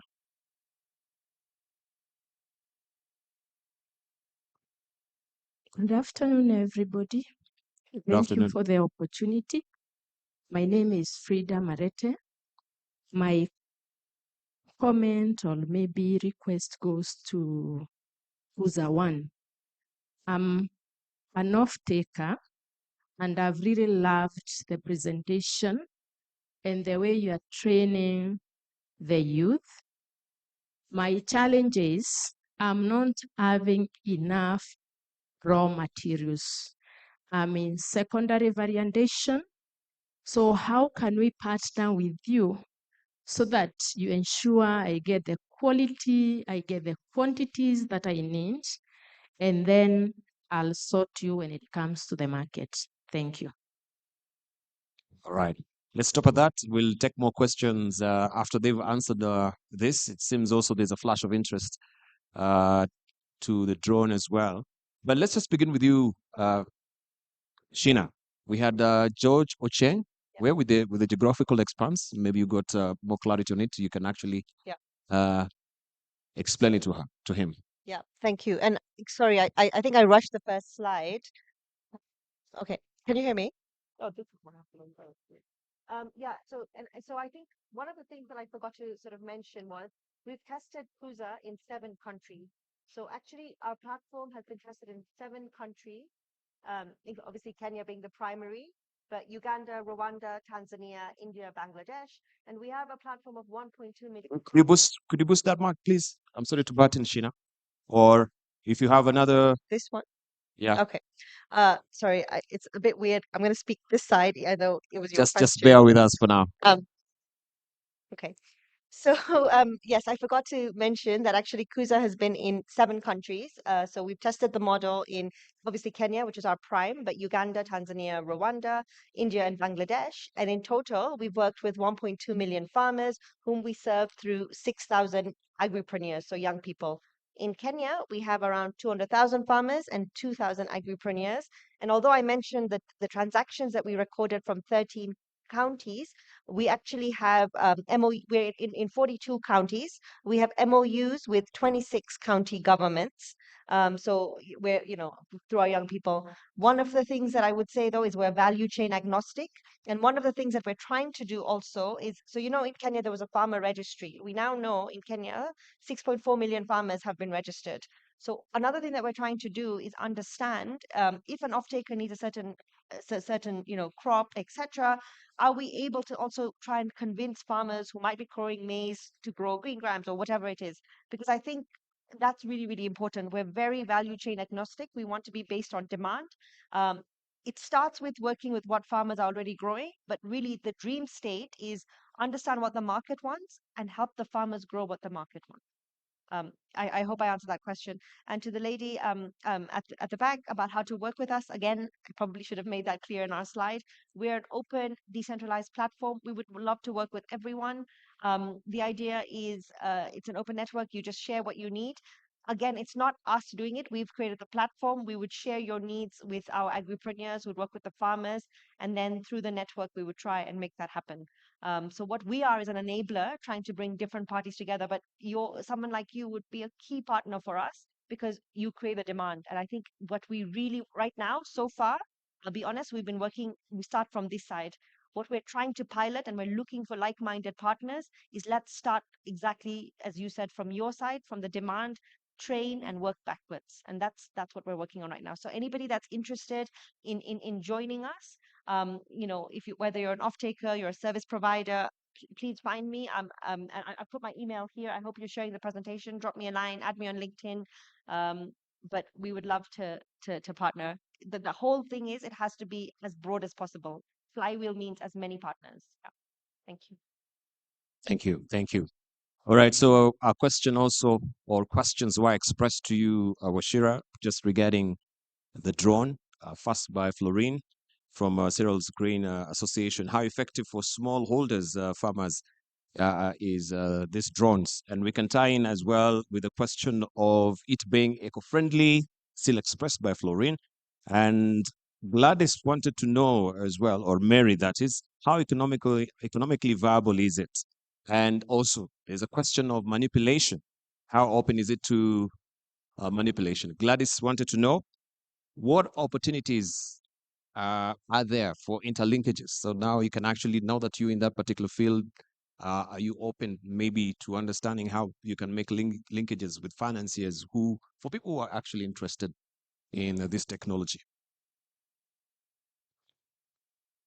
So thank you very much. I love the interest, and I didn't expect any less because I think it's a true revolution. This is not something that will be introduced as we speak right now. There is a farmer whose avocados are being sprayed somewhere in the depth of Rumuruti. So to answer about the effectiveness, the word small scale farmer, if you go to Tanzania and you say small scale farmer, you'll be given a different answer. So I am always kind of wobbling between what is the definition of a small scale farmer, but I'll try to answer with the Kenyan context. So I'm assuming anything below 5 acres, we can talk about that being small scale farming. The drone, as we know it, if I can just explain, is just a flying knapsack. Yeah, the drone is a flying knapsack. So for those of you who know the knapsack, the backpack, the only thing is that it does quite a big hectareage with very small volume because of the speed and the atomization of the liquid inside. So effective, Mary, that was Ms. Mweti who asked about the effective. If you're talking about efficacy, yes, it's not. It doesn't matter whether you're small scale farmer or a large scale farmer. Efficacy is guaranteed. In fact, the drone is the next thing to take if you're looking for efficacy. All right. Now, I think the question was not more of the efficacy, but how is it? The right question I thought was the economically viableness for the small scale farmer, asked by Mary, because I know what you're thinking, that you call me from Nairobi to come and spray your 1 acre, you're asking whether I will actually come. To tie that with the cost, I'll give a range. We charge anything between 500 to 1,000 bob an acre. All right. So you're asking me whether I can come to Nyeri to spray your 1 acre farm for just 1,000 for just 1,000 bob. Probably not. But that does not mean that you, as the cooperative, I thank the person that talked about the cooperatives, you can come together and say, we're going to employ drone services as a cooperative. So we register as a cooperative, and we actually do that for group of farmers. Moya is a very good example. The rice planting season is basically the same. So you find that rice is almost at the same growing stage, but it's being grown by very many small scale farmers. So with the group, we come and take the data of those farmers who wants to be to get the service, and then do the spray. And then finally, manipulation. No, environment. I'm very key with the environment. By the way, for your information, for those of you who have to report your carbon footprint to your EU buyers, as compared to the tractor, which uses diesel, the drone is a very good carbon sequester in that sense, because we are not using fuel for flying the drone. All right. Thank you. Yeah. Right. Just Yeah, briefly. more manipulation. There is no chance for manipulation. Why? Because you, as the farmer, you can get the data that comes from every spray, no matter where you are in on the face of the earth. You will get that sent to you, and the drone cannot. If they did underrate, you will get an underrate report. If they did an overuse, you'll get an overuse report, and we can interact Thank you. more after this. Right, indeed. Of course, you can actually grab Washira to get more incisive information after we've had the session. I want to invite over Christopher Gasperi, who is the managing director, Fresh Crop Limited, as well, to make his presentation. And then after him, we'll have Charles Mashari as well, and Lillian Kirwa.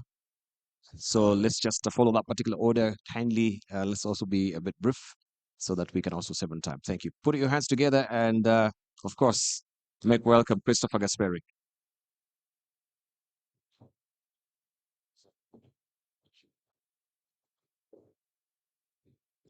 So I'll be as brief as I can.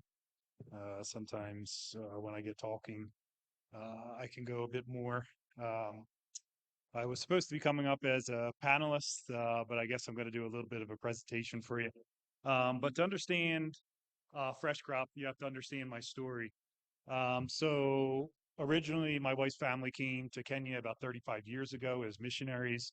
My wife, she came back to the U.S., went to university, we met, got married, and started as my first import back to Kenya. So I was the original import for first one for my wife. We started in the NGO space. We're both medically trained. Started to work in the water and sanitation area, where we started an NGO back in the US, a 501c3, and then came over and started to do water projects and health and sanitation. Like most people, everyone has their side hustle. So I purchased my first piece of land in the Nakuru area and started my farming on 4 acres of land. Was a little bit conversant in agriculture, but not as much. My family was in value addition in the U.S. We used to make prepackaged meals in our factory and be able to send them out. So we interacted a lot with some farmers. We did some small scale farming ourselves.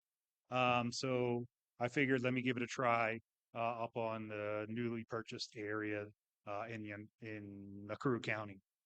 So with our first 4 acres, I went up there, started conversing with a lot of the farmers in the area. I said, what does well here? Maize, beans, and potatoes. So I said, I really love potatoes. Let me see what I can do in that area. Quickly got into farming as a passion, started producing potatoes, and was quickly introduced to the broker system that exists in a lot of our areas for smallholder farmers.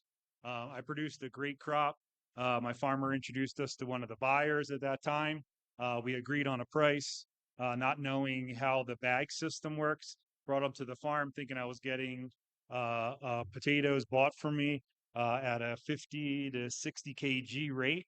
The broker said, no, that's not how we work. We need to add this great big cone on top. I said, well, what are you adding to my price? He said, nothing. And I quickly realized that this was not going to be a viable business in the way that we were doing it. So I said, I lived at that point in the Nakuru town. And I said, a lot of the places that I eat at, they use potatoes. Let me see if I can start this direct from my farm directly out to these facilities that are using the potatoes. So started that journey on my own farm, quickly started to get a lot of contracts with a lot of the international schools, the hotels, and different buyers in my area in Nakuru. Started to grow it, started to outgrow my farm. So quickly started to get into looking at my neighbors to be able to help me to supply. So I went through the whole gamut that we talked about in contract farming, from verbal to actual sitting down and getting contracts. So at this point in my business, we were doing verbal agreements with my neighbors. We started to grow that business. Where I was contracting, I think it was about 20 or 30 farmers in the region to then be able to produce, and I was bringing it directly to the market. We were sourcing our certified seeds from one of the government parastatals. And the year that we had the most contracts to be able to supply our potatoes, we put our pre-order in for our potato seeds, and I found out that I was not going to be able to be supplied with my potato seeds that I had ordered. And they said that they won't be able to supply me for about a year and a half. So I said, what am I going to do? So we quickly, as farmers, we got together. We said, hey, I had some leftover seeds. You had some leftover seeds. Let's see if we can put these in the ground and be able to supply our contracts. So we were successful in being able to supply all of our contracts. I did get a bit of a disease in my farm, and this is when I started to realize some of the diseases that exist in potatoes. I got potato cyst nematodes on my original 4 acres. And for those of you farmers in the room, potato cyst nematodes in potatoes are absolutely detrimental. If you continue to plant potatoes there, your production will continue to go down. So, I said, let me use this as an opportunity. Let me see what's going on in the seed industry. So I did some research online. I got connected with the Center for International Potatoes. They introduced me to a new technology of apical root cuttings and said this is a rapid way to be able to produce potato seeds in the country, that we only were producing about 5% of the demand. So I said, okay, let's see how this business is. Continued to search, landed on Yandarua County, got my first farm, 45 acres as a lease, started producing my apical root cuttings, and quickly realized that my 45 acres for seed production was going to be very small. So I said, let me pull from what we learned, what we were doing in contract farming and potatoes for commercial, and pull that into the seed sector. So started to get to know my neighbors in the area, said, hey, would you be interested in doing seed production? So started my first formal contract farming in the seed production sector. So as we got through our first season, started to realize, that we needed to really increase our quality. So I got our farmers back together and said, what do we need? They said, we need financing, we need mechanization, we need to get access to the right agrochemicals and fertilizers, and then be able to continue to access the market. So I said, why don't we start to create what's known as a hub model? So this hub model would be able to be an access center for all of our contract farmers to be able to access all these services. So I started getting connected to financial institutions, to mechanization companies, and all the agro input services through the different companies that were out in Kenya. So we started to continue moving in that direction. We had some success in the beginning with this contract for seed multiplication, but with the demand of seeds in this country, there started to be a lot of push and pull with the contractors, and they weren't giving me back the same material that I gave them.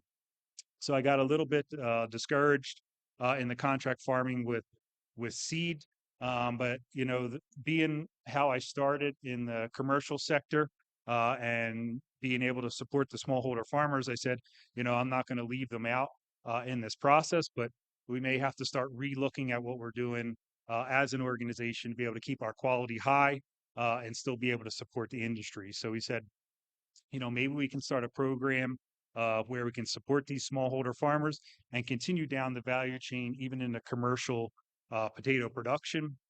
So we started that journey almost about 6 years ago, and we created a program of TOTs because we said, you know, if we wanted to be able to employ all of these TOTs at our company, it's going to be really a high expense on us as a company.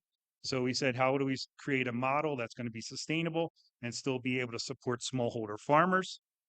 So we started our trainings.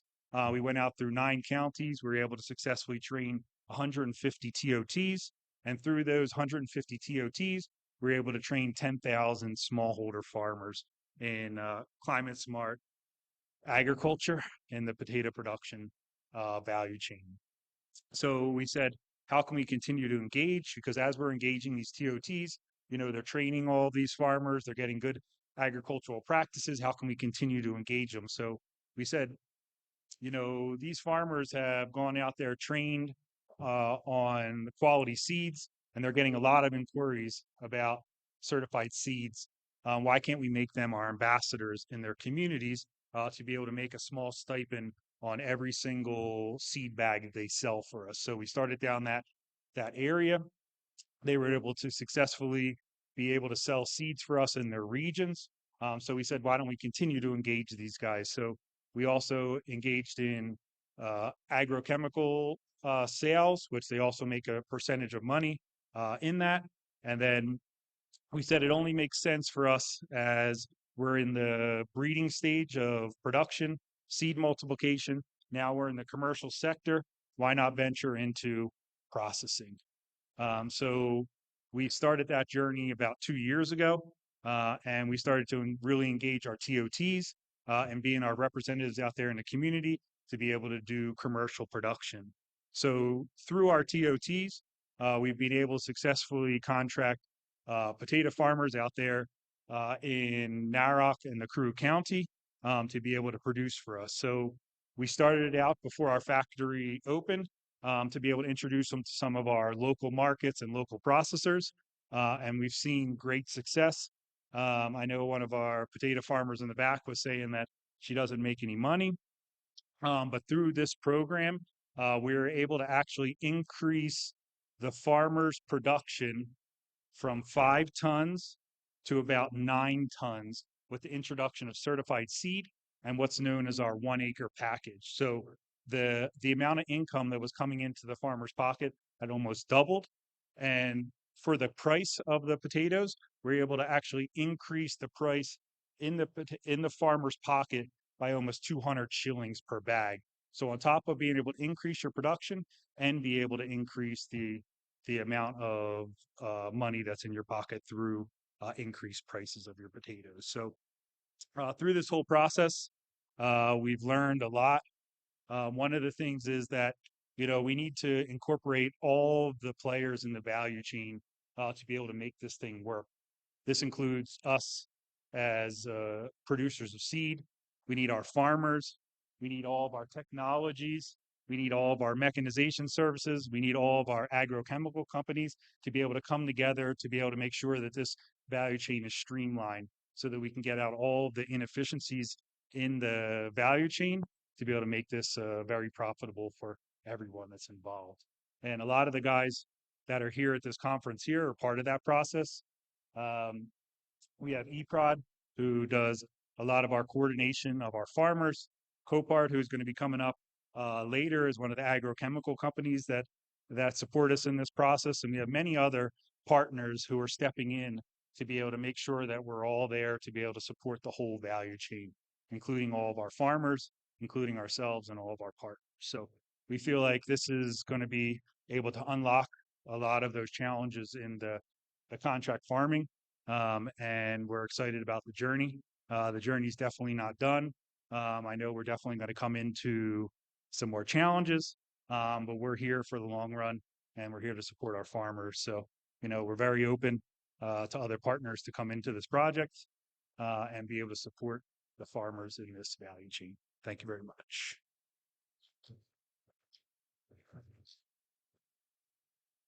Thank you, Christopher. A round of applause for him again. Right. Let's also hear from Charles Masharia. Charles, where are you? Kindly. And I will also just shove off some minutes from you as well. I hope you don't have a lengthy presentation, right? So if you could just do with the 6 minutes, is that okay? Fantastic. So, good afternoon, everyone. Happy to be here. Thank you for the opportunity, the event organizers.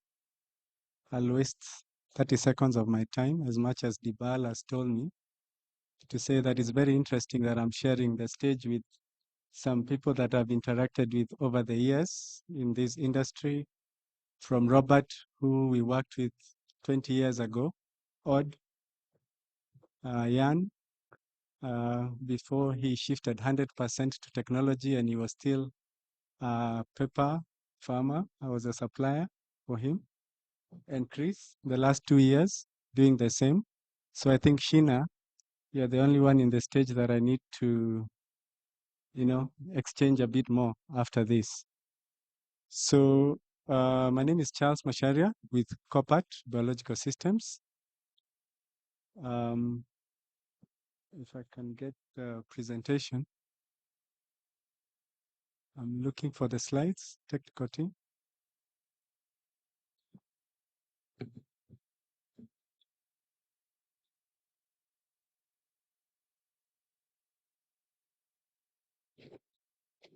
So technical team. Anyway, so I'll start off, let me not say starting off, but rather my conversation will be about how we can embed seemingly insignificant items into the crop contract farming. And this is the biologicals, invisible biologicals that many of us may not be paying attention to. When you talk about contract farming, often we talk a lot about the producer, often we talk about the market, but sometimes we forget to talk about the in-betweens. Sometimes lumped up as just input suppliers.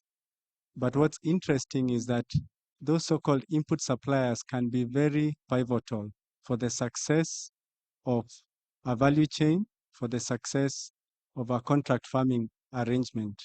And I'll be able to show you what we're doing as Copat, together with our partners, offering farmers climate smart solutions that enable them to be more resilient in their production, to have higher productivity.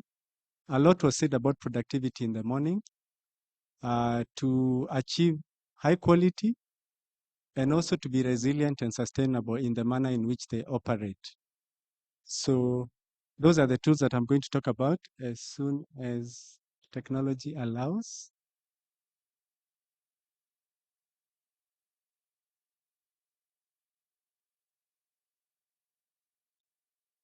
Debal, I hope your clock is not counting.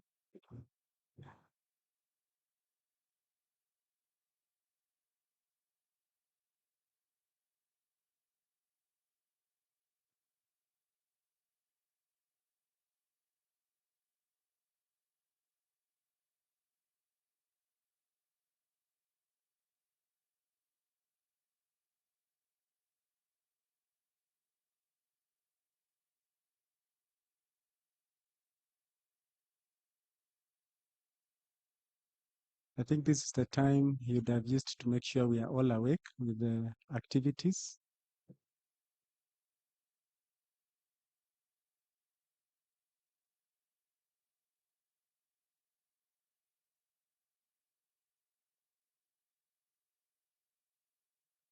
All right, challenges. Are we good with his presentation? You want him to use a pointer. What's the challenge? All right. Oh, there we are. Okay, there we go. So just to set the stage and shift our minds from the conversations we'll be having about technology and technological platforms and drones, I want us to come back to nature, come back to life. And to set the stage, I'll play a very short video, barely 1 minute, that talks about the trend that is happening in the world and why all of us here need to pay attention to sustainability even as we go forward on this topic of contract farming.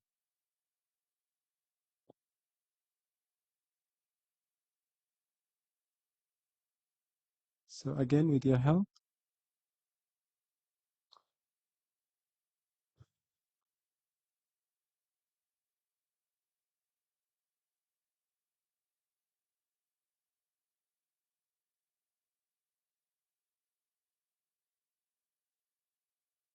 If it doesn't play, I could skip to the actual slides.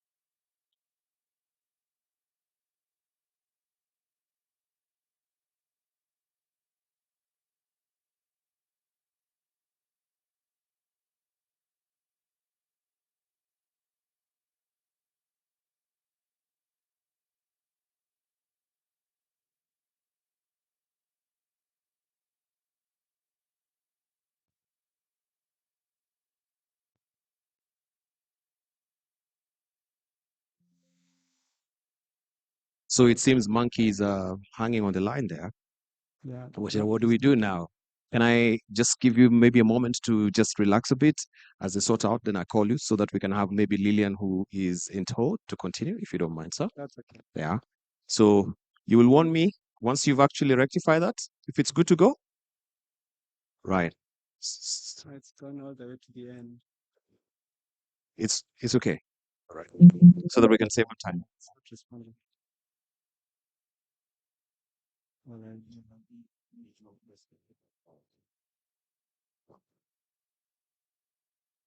All right, could we operate it from there so that at least it's easier for Charles, kindly, from the first page, so that you can cue them, yeah, please, so that we can save on time. Take it away, sir. Because the 6 minutes are actually done. So if you could play the video. Let's face it.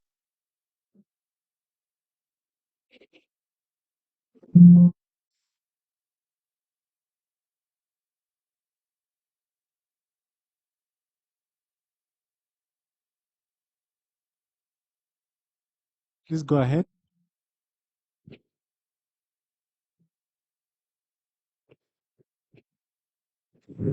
Let's face it. This was here first. And these guys and them. And we are lucky enough to be invited to this incredible party. But if we want to prosper, heck, even if we just want to eat, we will have to restore our balance. We will have to work towards 100% sustainable agriculture. And we believe we can by partnering with nature, not just with what we've seen, but also with its smallest players. And just look a little closer.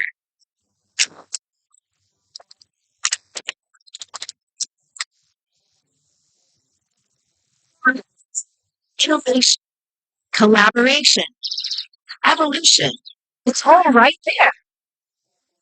No matter how small, almost invisible sometimes, these little parts of nature make an incredible impact. In fact, we know they will help us move towards 100% sustainable agriculture. And that's why we partnered with nature.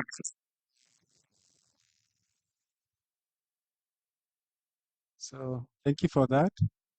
So what we're trying to say is basically big impact starts small. And a lot of the conversation we've had today is what kind of impact can we have when we engage small scale farmers in contract farming? And like I started by mentioning, often we focus on the producers Often we focus on the market and we forget the in-between. As corporate, we come and play a role in the in-between, whereby we engage farmers and enable them to supply what we were talking about in the morning, the key elements in contract farming. Yeah.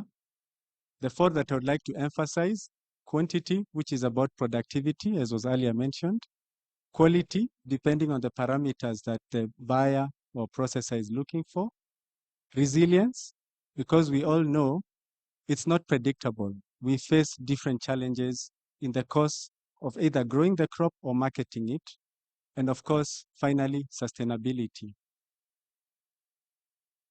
So it is possible to embed biological solutions in the value chain process. And the way we do it is by enabling farmers to deliver consistent quality and consistent quality.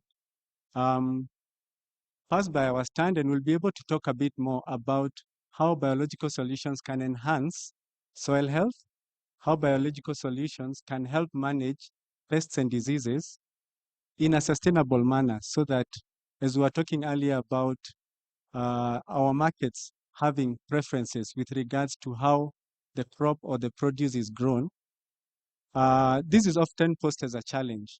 But are we aware that there do exist solutions, including biosolutions that can enable us to rely on biological control first and chemical pesticides where necessary? We also have tools that can increase resilience. For instance, we heard about the rice and the way it's possible to do breeding for drought tolerance, etc. But we also have microbes that when you apply in the crop or in the soil, they actually impart drought tolerance, they impart resilience on the crops.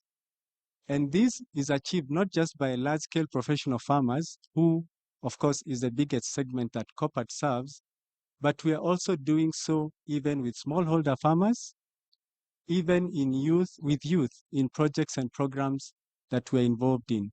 So the pictures that you're seeing on the screen as I go along are pictures of real young farmers that we are working with in various projects, in various programs, in various commercial arrangements. And the transfer of the knowledge and the technology is key, because we may have the technology, but unless we impart it on the farmers that we are working with, then they'll not be able to achieve their objectives. And how we do so is, a lot was said in the morning about extension services by the Ministry of Agriculture. Input suppliers often engage farmers, in farmer field days, etc.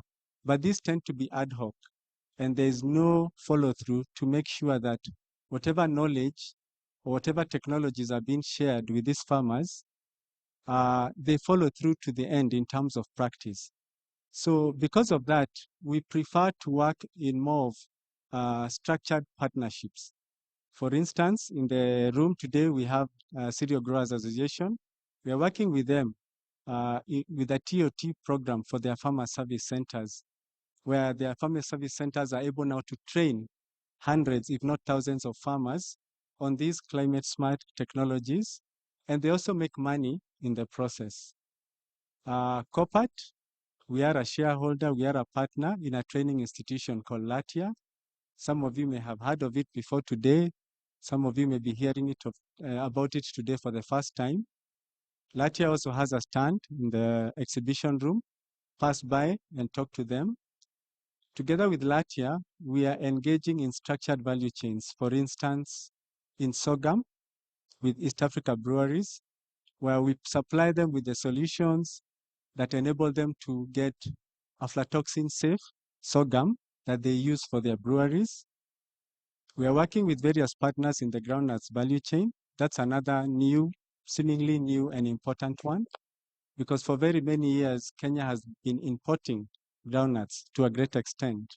But there's a lot of effort to have that value chain also structured and developed, from seed production, which I'm aware the likes of Egerton University are involved in, to processors contracting farmers to grow the crop for them. And we come in also in terms of providing biosolutions for crop management and also soil health, and also, most importantly, also aflatoxin management, because just like maize and sorghum, groundnuts is another crop that is susceptible to aflatoxin contamination.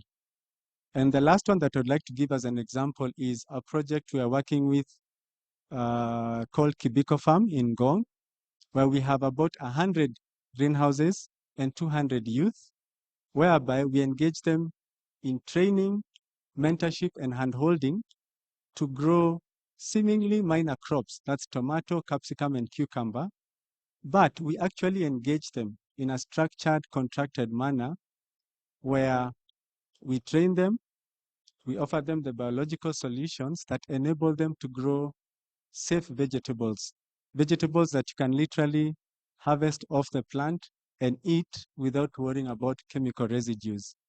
But we do it in a manner that also we brand the produce, or rather not we, but Latia brands the produce.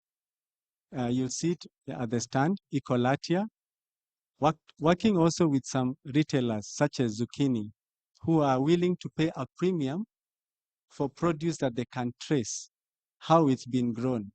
And it's been grown by young people who have shifted straight out of high school, going through a training and mentorship program. They're able to produce high value crops that they can actually genuinely earn gainful employment from.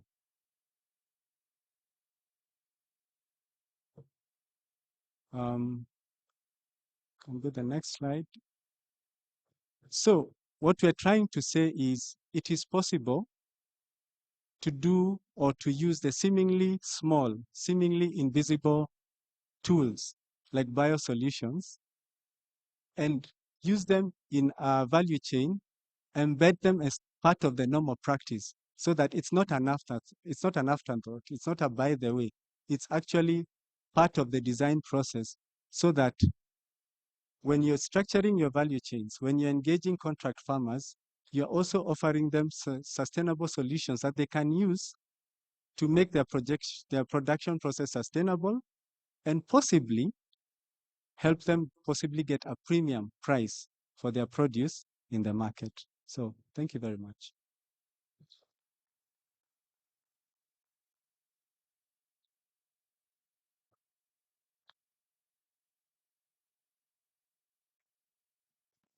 Thank you, Charles. Despite the fact you had so many challenges, you managed actually to sail through.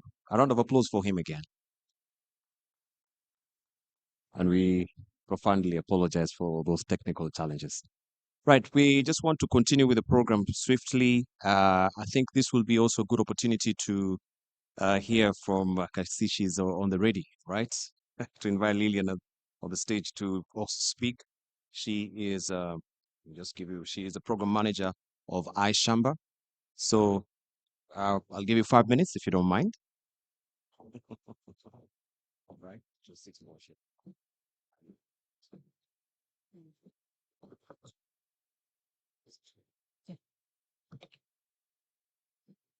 Hello everyone, good afternoon.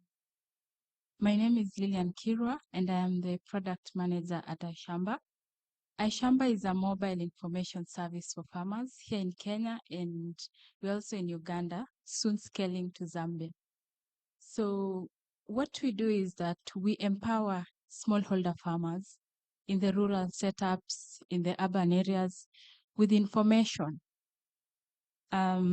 We send out accurate, relevant, and timely information directly to the farmer's phone, and they are able to get back to us with any feedback they have. So among our services is a call center staffed with agronomists and animal experts who are there to guide and hold the farmer, to guide them through the production cycles of the crop and livestock. We also send out weather advisories every week, and this helps the farmer make informed decisions while choosing the variety to plant or the activity to be doing in the farm. We also have agri-tips, both in crop and livestock. So we have over 42 value chains that we have customized information into SMS that is 160 characters. A farmer can easily read and understand. And if there's anything that's not clear, they can always call us and speak to our experts. On our database, we have profiled over 550,000 farmers, smallholder farmers across Kenya. We know what they do. We know where they are. We know the kind of phones they use, so that we are able to customize information and share it with them on the platforms that they can get this information. So allow me to ask, how many of us know about Shamba Shaper or have heard Shamba Shaper? Very good. So iShamba was born out of Shamba Shaper. Whenever the program aired, people had many questions, and the founder saw that it's fit to start a center dedicated to giving more information to these farmers. There was a knowledge gap, and we have seen from the presentations made in the morning that there is a gap in knowledge dissemination and innovations to the farmer. And that's how iShamba was started, to address some of the challenges that smallholder farmers face. A lot of them has been mentioned in the morning. I'll only focus on the limited access to technology and innovation because that's our niche. That's where iShamba is pivoting, because we understand the pain points of the farmer, which is access to new technologies of farming. A lot of them are still following the traditional ways of farming, and we are trying to bridge that gap. The other one would be that farmers are adversely affected by the changes in climate, be it drought or floods. Whenever this happens, farmers are greatly affected. And contract farming is offering solutions to some of these challenges, one of it being quality inputs, access to markets. They gain knowledge which they are able to transfer it to generations, and means the community farms better going forward. There's also the reduced post-harvest losses. So contract agreement or a contractual agreement demands three main things, which is the right quantity, right quality, and the right inputs. And there are appropriate technologies to be able to achieve all this. So let's dive deeper on each of the technologies that a farmer may need to know. So in achieving the right quantity, a farmer will, one of the challenges we mentioned earlier was farmers produce in small scale, mainly for their own use. But if there is any surplus, then it's a very small amount. And if they came together in groups, in cooperatives or farmer groups, they're able to meet the quantities that the contract demands. Planting the right seed variety depending on where you are. For example, if you're in Makueni County, you will not plant a variety that would grow in Uasin Gishu, because Uasin Gishu receives a high amount of rainfall compared to Makueni County. Therefore, planting the right seed variety is very important. Also, weather information will inform the right variety to plant. So with all these technologies, we're able to empower the farmer to make the right decisions. Climate smart agriculture is big, because with the changing climate, farmers are needed to adapt to new ways of farming so that they're able to harvest something even with little rain or too much rain. So climate smart agriculture aims to increase production, reduce greenhouse gas emissions, and help the farmer be resilient to the changing climate. It has so many principles, but I'll only focus on three, which is conservation agriculture. And conservation agriculture has three principles, which are minimum tillage, permanent soil cover, and crop diversification. All this information needs to reach to the farmer so that they're able to know what to do at what point. So minimum tillage is where you only disturb the soil where you'll put your seed and leave the rest of the land undisturbed. And this is just to conserve the little moisture in the soil so that your crop can be able to utilize it. Permanent soil cover could be growing things like beans, sweet potato, anything that will cover your soil to avoid overheating by the sun or your soil being carried away. Crop diversification is important so that when one crop fails, you're able to harvest something from the other. Proper livestock management is key for climate smart farming, and we are looking at good or proper feed management, whereby we advise the farmer to feed their livestock with more fodder and less grain. When you give it more, when you give your livestock more grain, there'll be more fermentation. That means a lot of methane gas being emitted, and this leads to climate change, or contributes to the greenhouse gases that leads to climate change. Good breeding practices. In the morning, we were highlighted about having so many livestock that you end up getting, say, 100 liters of milk. But if you are to breed with high yielding breeds, probably you would only need to keep 10 or 5 to get the same number of liters of milk if you are to keep 50 or so. So yeah, good breeding practices. Water management is important with this change in climate because with the little water we get from the rain, we advise the farmer to harvest this water either from the roof, on the water pans, or in a pool. And with this water, they're able to do irrigation, and we advise to use water efficient irrigation systems like drip irrigation. To achieve the right quality, I'll quickly say the farmer needs to be empowered with good agronomic practices. Know about the pre-harvest intervals. After spraying an insecticide, you have to wait a number of days before you can harvest. Because if you harvest, your produce will have high minimum residue levels, and it will fetch a bad price or even returned from whoever is buying. Post-harvest handling is important, knowing when to harvest so that, for example, grains like maize, if you harvest when it's raining, there's the risk of aflatoxin, and that will reduce the quality. Time is everything, and for contractual farming, there is a period you are needed to deliver. If you don't deliver in time, then you're breaking the contract. And a farmer knowing how long a crop or a livestock will take to mature is very important. Very quickly, allow me to introduce you to these two farmers, Farmer Tess and Mama Nasieku. Farmer Tess is very tech savvy, as you can see. She's smiling. Both of them are smiling. She can access information from a wide range of platforms. She can Google, she can go on YouTube, WhatsApp, etc. Mama Nasieku, on the other hand, only has a basic phone, and she's SMS reliant.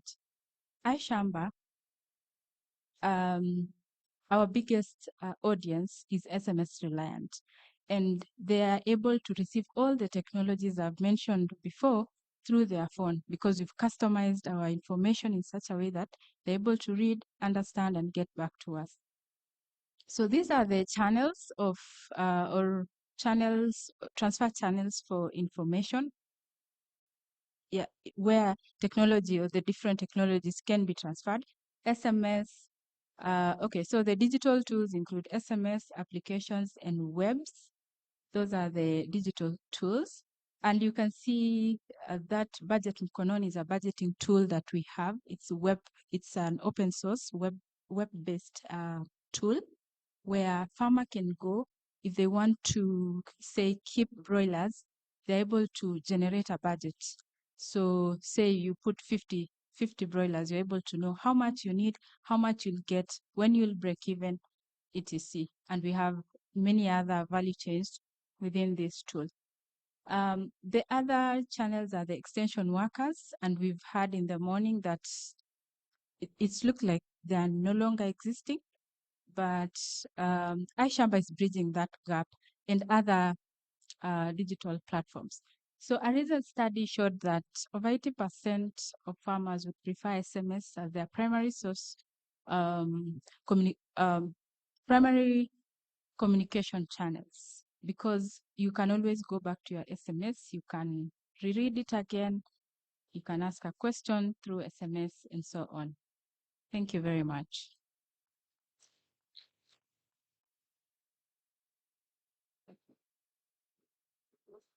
Right. Thank you. Round of applause again for Lillian. From iShamba, rich stream of information as well. And we can see the synergy between the smartphone and just the functional phone and how they come into play. Right. I want to be judicious with time because, again, we don't want to have an extension of you staying here for long beyond what we anticipated. And so you're caught up in traffic and other, inconveniences ahead. So I will elect now, with the discretion also of our panelists, to just relieve you for this particular moment. We will have other sessions tomorrow if you will be there as well, and you can grab them outside if you have very pertinent questions that you need them to answer or to just maybe clarify for you. If you may allow me, I think that will be a good way to go because we have a panel discussion that we also wanted to engage right now with the understanding. Are we together? Are we together? Where is your finger? Hey, where is your finger? Poke your neighbor's ribs and tell them, get alive. Poke them again. If they're sleeping, poke them. Tell them, get alive. Right. Let's put another warm round of applause to our panelists and for the good presentation that for our speakers, what they've done this afternoon. Thank you so very much for answering those questions, making your presentations, and being available today. I really thank you so much for that particular effort.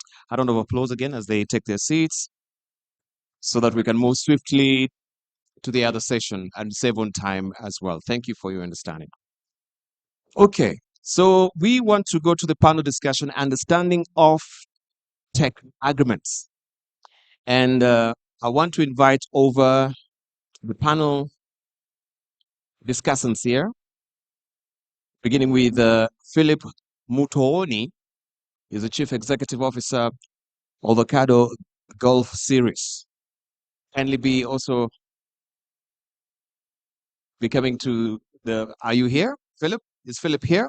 Yes, Philip, please kindly.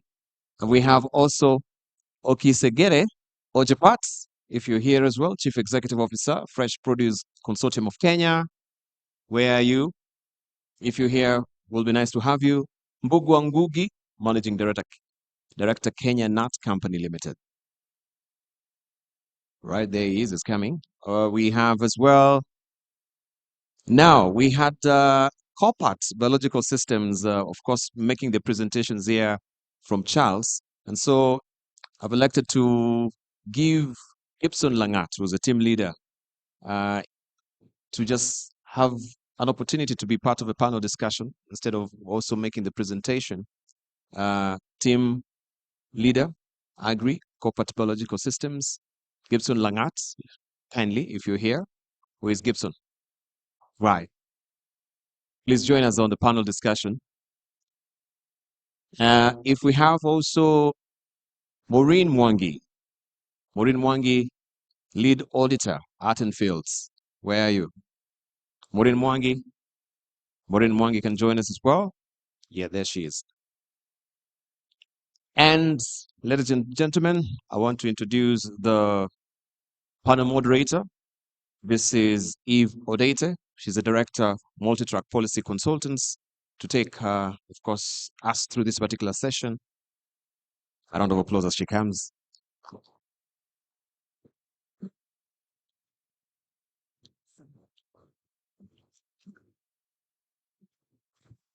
Good afternoon, ladies and gentlemen. Are we still in the room? Let's raise our hands if we are still here. I know the time is well spent and it's really at the end of the day and we've had a lot, but I know we're also still very curious to listen to some of the experts who are lined up for us. And in this session, we're going to have a panel discussion with some of the off-takers in the room. We've talked a lot about off-takers. I know there's some still in the audience, but we also have representation here from two specific value chains, avocado and nuts, right? And we also have Mr. Gibson Langat, as has been introduced, who's still going to talk to us about some of the biological systems. And also we have Maureen, who's going to give us some insights around contract farming from an audit perspective. So, and at the end of this session, we'll open it up a little bit for 1 or 2 questions to the panelists. And I'm going to start.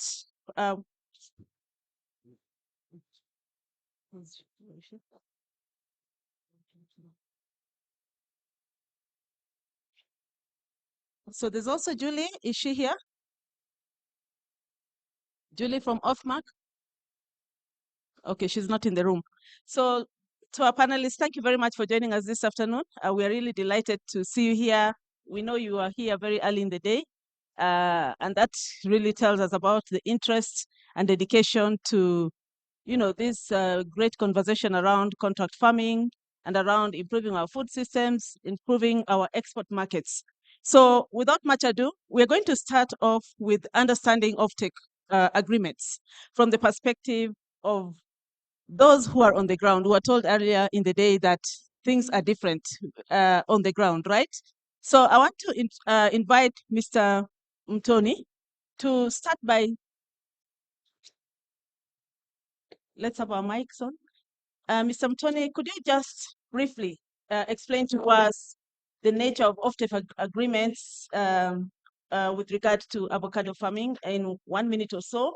And in particular, could you tell us how that plays out vis-a-vis the traditional contracts that we know about in agricultural production? How does that work out in the avocado value chain? Okay, thank you. Can you hear me? Okay, thank you. My name is Philip. Please use the mic.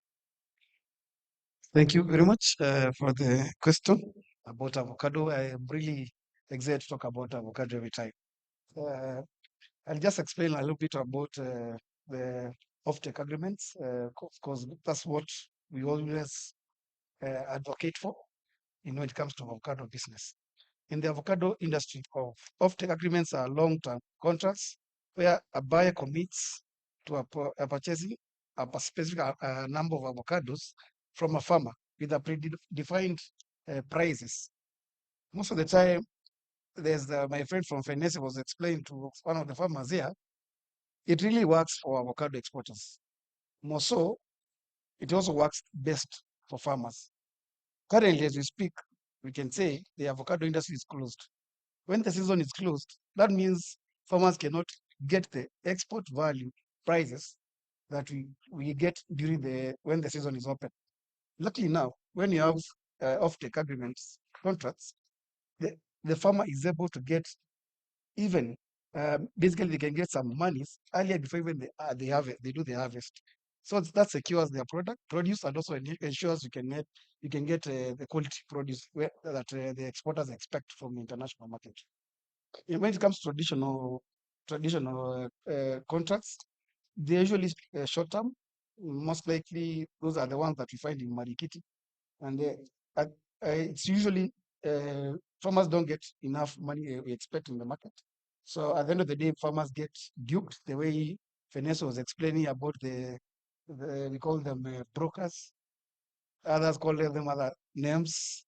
But at the end of the day, the farmer will be able to get small amounts of money, and also the product will not be the quality that you expect in international market. And we usually advocate whatever we are exporting to our international markets. Why don't we also advocate for it to be used in the local market? Thank you. Thank you so much, Mr. Mtoni. And I just have 2 questions. So earlier on in the day, we had, particularly from the farmer from Molo, about how brokers, really sort of step in and undermine the contract agreements. And then somebody whispered to me that brokers consider themselves as off-takers. I don't know if it was meant in jest or if it is true. What do you think? Are brokers off-takers? Or do they see themselves as off-takers? And this is an open question to, Mr. Mboka could also tell us that when he takes the floor. It really depends the way you take it, but professionally, they are brokers. Professionally, they are brokers. They really help when it comes to smallholder farmers, because when you go to a place like Muranga, you'll never find a farmer who has 5 acres of avocado. They have half an acre, 10 trees, 20 trees. And some of them don't have the capacity even to bring the produce to the pack houses. And most of the pack houses we have in this country are within Nairobi. So most of the time they'll have to rely on the brokers, the ones that we call off-takers in some context. But professionally, we advise farmers to be or form cooperatives or join cooperatives that are already existing, because that will give them bargaining power. Thanks. Mr. Mbugwa, how does offtake agreements differ in the export markets? Do you deal with the export markets? Is it different from, the local market? Say the export markets are obviously a lot more sophisticated, a lot more sophisticated with regards to the requirements to the offtake agreement. Usually they're long term, as you had mentioned, and they usually have delivery times and schedules, which means that the supply chain is much longer, and payment as well takes a long time. So when you're dealing with the actual offtake market, or should I say the global market, the cycle is much more difficult, and the trickle down from getting cash to back to the farmer is a much longer cycle. Most of our markets here are cash markets with regards to buying raw materials, which also constrains the aggregator, who then usually has to fund that whole chain. And that gets costly, especially in the environment where we have the high price of money at the moment that persists. And then going back to the question on the brokers as part of the system. As you mentioned, they are brokers, but they seem to have taken a larger portion of the supply chain and kind of cornered it. And that has its inherent issues, specifically with quality and with regards to the aggregation of quality. Brokers are not necessarily post-harvest specialists. And that's where, again, most of when you talk about the losses of our fresh produce in the market, it's actually because of brokers and the lack of post-harvest handling or facilities to actually keep the fresh produce well. Okay, I'm going to follow up with a question about risk management. So we know that one of the benefits of contract farming is really risk mitigation, as we've had the whole day. And yet we know that producers in particular, well, both sides, producers and buyers, and of course people within that value chain, as we've been told, that ecosystem, face a lot of risks. So I'm going to start with you, continue with you, Mr. Ngugi. How do you help to mitigate risks, whether for the producers in the nut value chain or for the exporters? For the producers or the buyers? So for us, it starts obviously with the farmer, and the best way is to buy fresh, not what has been stored. A lot of times brokers hold and hoard, and that's where you start to get your quality issues. So you actually have to go down to the ground and actually interact with the farmers as yourself or as the entity. Secondly, it's to make sure you've got a post-harvest system in place that mitigates the quality, because quality is your biggest risk. Because once you've paid for that produce, there's no taking it back. And then when you move on to obviously the marketing and selling of that produce, they've got various things such as third party inspectors and auditors to kind of ring fence to go along with the contracts, to ring fence you and mitigate the risk within, because the biggest risk is rejection once it arrives at a foreign port. Right. And now you're in a whole big bunch of trouble. Yeah. Tony, what are some of the most common risks that you hear or you experience, particularly for producers in the avocado value chain, and how do you, as off-takers, help to mitigate that risk for the producers? Okay, we have in the avocado industry. Okay. I really want to focus on the avocado industry because that's my forte. In avocado industry, there is a risk of payments. Can you hear me? Thank you. Yeah. Okay. Just to mention on avocado business, the biggest challenges we have with payments, because sometimes the risks that's where we really get involved in when it comes to the exporters. Most of the time, the exporters are never paid before, because most of the time we export our fruits, and within 30 days you get your payments. because most of the shipments are done through sea. Currently, you can see we are talking around 45 days because of the issue of the Red Sea. So our containers are taking 45 days to get to the market. The farmers want their money instant. So the risks are always when the exporter cannot get their money. Sometimes I can give you an example of last year. I have an exporter who was here to auction almost over 30 million Kenya shillings of his property just because he could not pay the farmers. And the challenge was he did not have well-written offtake agreements that could have secured him for the risks of non-payments. So that's one of the risks that we really focus on. So we facilitate flexible contract structures that can help mitigate these issues of losses and payments. The other issue is the challenge of the risk is the challenge of compliance, because farmers don't have enough money to be compliant to the international standards that we are required according to EU and other markets that we are exporting. Those risks, the risk of certification may deny the farmers the chance to have their produce exported. So we usually help farmers and mitigate that through NGOs and also government facilitations for maybe certification like Global Gap and all the other international standards that are required in trainings. So just speaking on what you've just said about the huge risk that this exporter faced, is there any way of strengthening these contract agreements, the offtake agreements, to safeguard, the interests of the parties? Currently, it's really hard because the exporters themselves, they don't want to commit. Simply, it's like the issue was mentioned by one of our panelists here. They are not sure about their payments or where they're taking their products. But we are lucky enough to mention some exporters who have programs. Programs are like, we have an exporter who has an already contract that we call them programs with international buyer.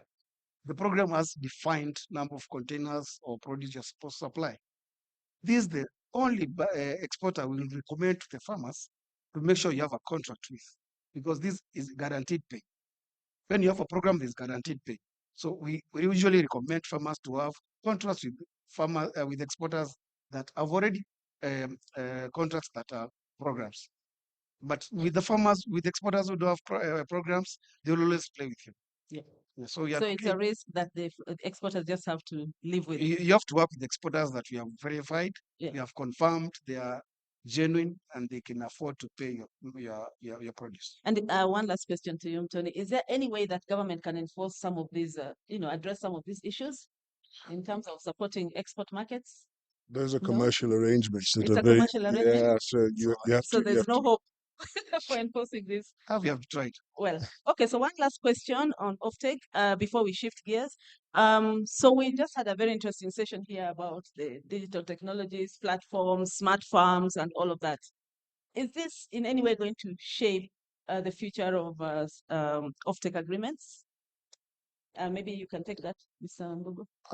I think it's just going to add to the efficiencies and the should I say the traceability within the value chain, which is now going to contribute to the sustainability. Yeah. The more traceable you are, and the more detail you can give the customer, right down to the farmer, the face of the farmer. Yeah.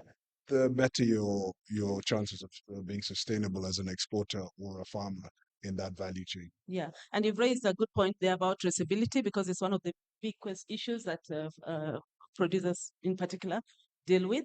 Okay, thank you so much for that. We're now going to shift gear, and please to our audience, please remember, prepare your 1 or 2 questions just before we wind up this session.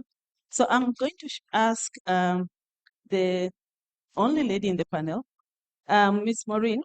So we've had a lot today about contract farming, and maybe you could just describe to us from your perspective, from an audit angle, maybe you could just describe to us, how are you helping to, are you working with contract agreements? What do you see in that arrangement that is very particularly challenging, and what are some of the things that you think could be done to improve, particularly some of the offtake agreements, etc.? Thank you very much. So we have been working with farmers, and especially those farmers who are looking forward to be certified as organic farmers or global gap. And one of the challenges that we find is that most farmers think certification is a matter of getting the certificate itself, but certification is a whole process where you need to have good system in place, because if you are looking to achieve, let's say, food safety management system, and especially for the processors, we are looking at it from farm to fork. So that means if you are the supplier of raw material and you're supplying to the processor, they need you to be up to standard so that they can be able to agree to give you that contract to farm for them. And that's where the gap comes in, where the farmers are not quite aware of what is needed for them to be certified. And so as auditors, that's where we come in to create awareness of if you're setting your farm, what is needed of you? What is the standard saying? Have you done training to your staff? Is hygiene up to the standard? Are you doing everything that is required in the standard in terms of hygiene of your staff? And that also entails the PPEs, because even if you are working at farm, you will find most people think we are not the ones doing value addition. So they don't put in work to ensure that the staff working at the farm, they have the right gears to work. So as an auditor, we find this gap most of the times that we are working with the farmers. And as art and field, that's where we come in to go and work with the farmers so that we can help them understand if the government is saying that you need to be certified if you want to farm in Kenya, what does that entail? What does it call to have so that you can be a certified farmer? Yes, that's what I can say. All right. And you've given us sort of a snippet of some of the gaps that you see, because from an audit point of view, you have that bird's eye view of things. You see everything. And somebody mentioned earlier on, or rather one of the lessons that have come out of this session today is that we need to incorporate all the players in the value chain.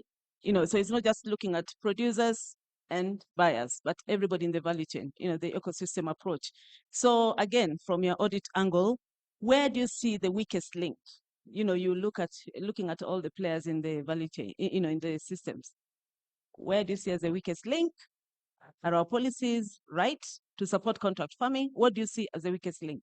You've just talked about, you've just mentioned a bit of that.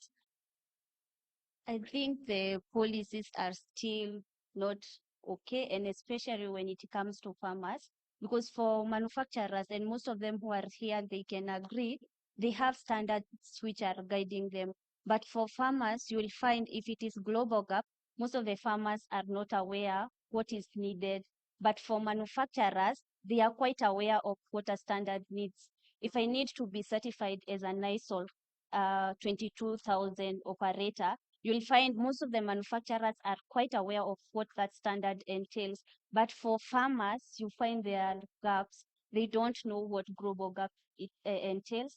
If it is organic, you will find someone. That's why the earlier speakers were saying, if you say and claim that you are doing organic farming and you don't have that certificate, then you're not doing organic farming. So you find at the back of their mind, farmers now, they think if I'm not using pesticides and fertilizers as the conventional farmers are using, then I'm doing it as an organic farmer. But there is that gap because there is no knowledge of what organic farming entails. Okay. So policies are not right, and especially for farmers. So, Ms. Samtoni, I'm sure you'll agree with her that certification is a big problem, particularly for the farmers. Do you think this is being addressed enough, like in the avocado value chain? Certification is a challenge, more so for the smallholder farmers because of the rates. Mhm. But The when it rates, comes, you mean the cost, the price? the costs, yeah, Yes. the costs are a bit high for the international market, and also the requirements are also stringent. Right. And we don't have government support to do that. Okay. At the end of the day, farmers, it's always hard for the farmers to get the certifications. But we are lucky enough, we have exporters who do. If you have a contract with an exporter, they will help you get the certifications for them. For you. So a question for Mr. Langat from Corporate Biological Systems. So earlier on, we heard that this is the moment for an agri-revolution in Africa, right? From your perspective, do you think this is happening? And if it's not, at least through contract farming, what needs to happen for that to be fast-tracked? Thank you very much. Once again, I'm Gibson, and I'm soil health expert. So basically, I will approach your question from soil health perspective. I would say the transformations towards meeting the demand in terms of the produce all points towards the soil. Somebody mentioned in 18th century that we've done a lot of studies on the celestial bodies, the stars, but less has been done on the soil underfoot. And despite the advancements in technological advancements in soil sciences, we feel like still we need more when it comes to addressing challenges of soil health, which I think there is a strong correlation between contract farming in terms of sustainable productivity and now the soil, because if you look at the food that comes onto our table, 95 to 98% actually comes from soil farming systems. And the biggest concern is we know by 2030 there will be loss of around 10% loss of biodiversity. And it's very good to also make it clear to this forum that it's known around 25% of species of biodiversity is actually risking being extinct. And much of soil health has been discussed by different people out of the convenience. One is approaching from the amount of fertilizer, one is approaching from the amount of organic carbon, which I strongly agree with that.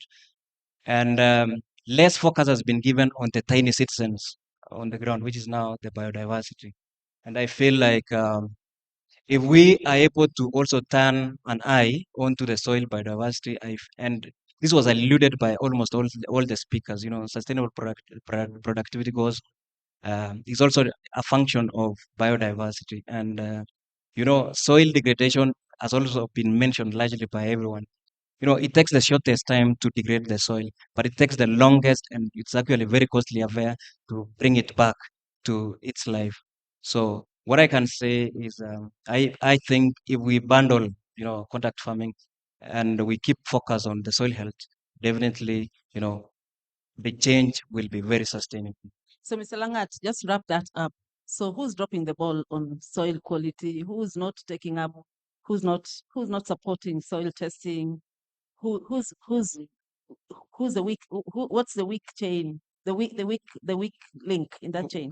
Thank you so much. From my experience, soil health requires multi-sectoral approach. Organic farmers coming together. People who are very keen with biodiversity. And you see currently, I always say the nature has provided the solutions. If the problem is phosphorus, the nature has provided or has given us phosphorus solubilizing bacteria. But do we really have that phosphorus solubilizing bacteria? We have killed from our intensive farming systems and some of the advancements in technology. We've gone like some companies like Copper, we've gone ahead to try as much as possible to extract such microorganisms to ensure that we don't rely so much on because our problem is beyond the amount of fertilizer that we are using, but it is about the amount of organic carbon in the soil and what are we doing as far as these microbes are concerned, because we do say microbes or soil microorganisms, the biodiversity I'm talking about, contributes to up to 50 to 70% of nitrogen and phosphorus. At the same time, we have destroyed up to the same level of microorganisms, 50 to, then you ask yourself, is it about now the amount of fertilizer? It goes to addressing the challenges that we have in the soil. And I'm saying it calls for multi-sectoral approach in terms of, we need to come together. And I've heard people talking about now regenerative agriculture. We need to regenerate our soils, and regeneration should not be defined out of convenience, but of course it should call for different stakeholders under this regeneration agriculture to come together and now agree on the way forward. Okay, thank you so much. I would now like to open this up for 1 or 2 questions from the audience. Any 2 questions for the avocados, value chain, nuts, value chain? Yes, soil, expertise, audit. There are 2 questions there.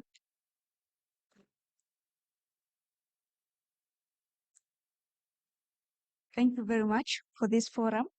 My name is Sarafina Mogo, working with the National Potato Council of Kenya. And my question goes to Mr. Motoni. Now that we have value chains which are dominated by the brokers, we're calling them the brokers, how are we going to ensure that we have standards for quality and traceability for our products to the consumers? Thank you. Let's take another one.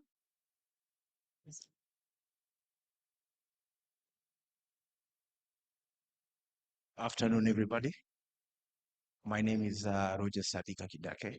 I'm an agri-value chain consultant, meaning that I help farmers from effective management system to productivity and also finding markets. That is the linkages between the producer to the markets.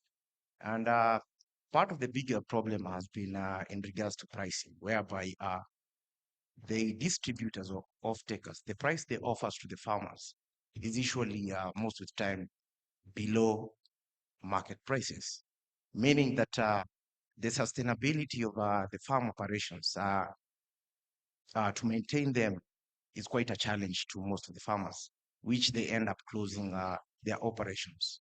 So that is one factor that if it gets addressed, pricing, because farmer might sell a price of a commodity for a difference of up to 200 shillings comparative to the wholesale price they are offering to the retail price. That is maximum advantage that the farmer gets taken off. Then to the matter soil, I'm involved with a product called Sumagro. Sumagro is a humic acid, a humic product that it introduces the microbiomes to the soil. And the biggest problem to our soils has been continuous use of inorganic fertilizer. I don't know most of you if you are aware that there's a weed called striga, a menace. Okay, you'll do your own research. But that is part of the problem of using inorganic fertilizers and also depleting the soil by maximizing and using one type of crop continuously. So matter soil, I think we can discuss in regards to that. Thank you. Thank you very much. We'll take the last question and then we'll give, oh, there's one more here. Those 2, and then we'll wrap up the session with the responses from the experts.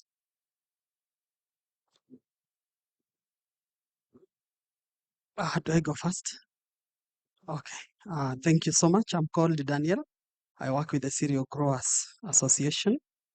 I have interest in organic farming also, and I had Maureen mention, is it Maureen? Yeah, Maureen mentioned that they have some work that goes into certification of all auditing of organic farming. And my question is the criteria that is used, and how does the audit now enhance, at least increase the chances of the farmer doing better in terms of income, given that in most cases part of the challenge with organic farmers is that there are no defined markets for organic products. Thank you. All right, thank you very much. So seemingly we have a question for each one of the panelists. Let's start with Maureen on the last question and then proceed that way. Thank you very much. So I will start with the criteria for one to be certified as an organic farmer. First, you will have to know your client and whether they need that certification, because it is your client who states that they want your product to be organically certified. So the criteria comes in once you are sure where you are delivering your product, the client needs that certificate. Then when we come in, we check whether all the processes that you have put in place at your farm, they are up to the organic certification standards.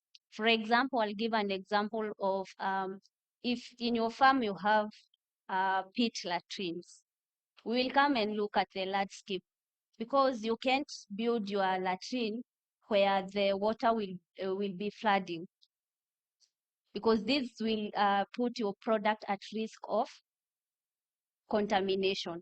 So much of the things that we will check is that, are you able to control food hazards in your farm? And this also calls for the staff that is working at your farm. Are they coming at your farm with their children? Because in the standard, that is not allowed. Then when you harvest, there is the pre-cooling process. Do you have a shed which is up to standard, where once the product is harvested, you first keep it there to make it or to make the temperature go down? Is the shed up to the standards? Then we will check in terms of waste disposal. Where are you disposing your waste? So all these things, because they are a lot, I can't just cover all of them in this session.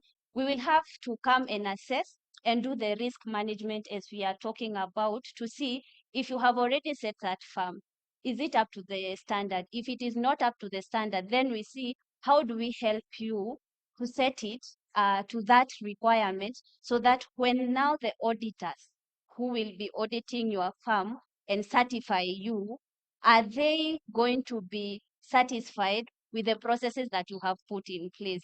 And that comes to the second question which you asked. How does the audit help the farmer do better in terms of maybe pricing and profit? So for the audit, it helps you identify the gaps in the process. Because if you're looking to be certified, you might think the processes that you have put in place are okay, but that I will help you identify some of the gaps. And one of the major gaps that is found in farms, it's more of hand washing procedures. You find people, they are not washing their hands, because at the end of the day, I am touching that soil. So is there any need of me washing my hands, and yet I'll go back to touch the soil? But you forget, once you leave the latrine and you haven't washed your hands, you're carrying bacteria like E. coli to that product. And giving an example of farmers doing lettuce, we only wash that lettuce and then we eat it as a salad. So it means we are consuming a contaminated product, because the farmer didn't put an eye to ensure that the staff are doing the right hand washing procedure. I think I have answered your question. Quite comprehensively. Thank you so much. Langat, could you take half a minute to respond to your question? Thank you so much. I think the concern from Sumagro. Yeah, speak up a little bit. I think it's quite encouraging to know that you are also in the space of soil health, providing very good products, organic products, humic acid that helps the microbes in the soil to thrive. On the other side, I will leave you with just one statement. I think we can also have a discussion together, because I said mother soil health requires multi-sectoral approach. So I can say the pace of technology has never been this fast. It's moving fast in history.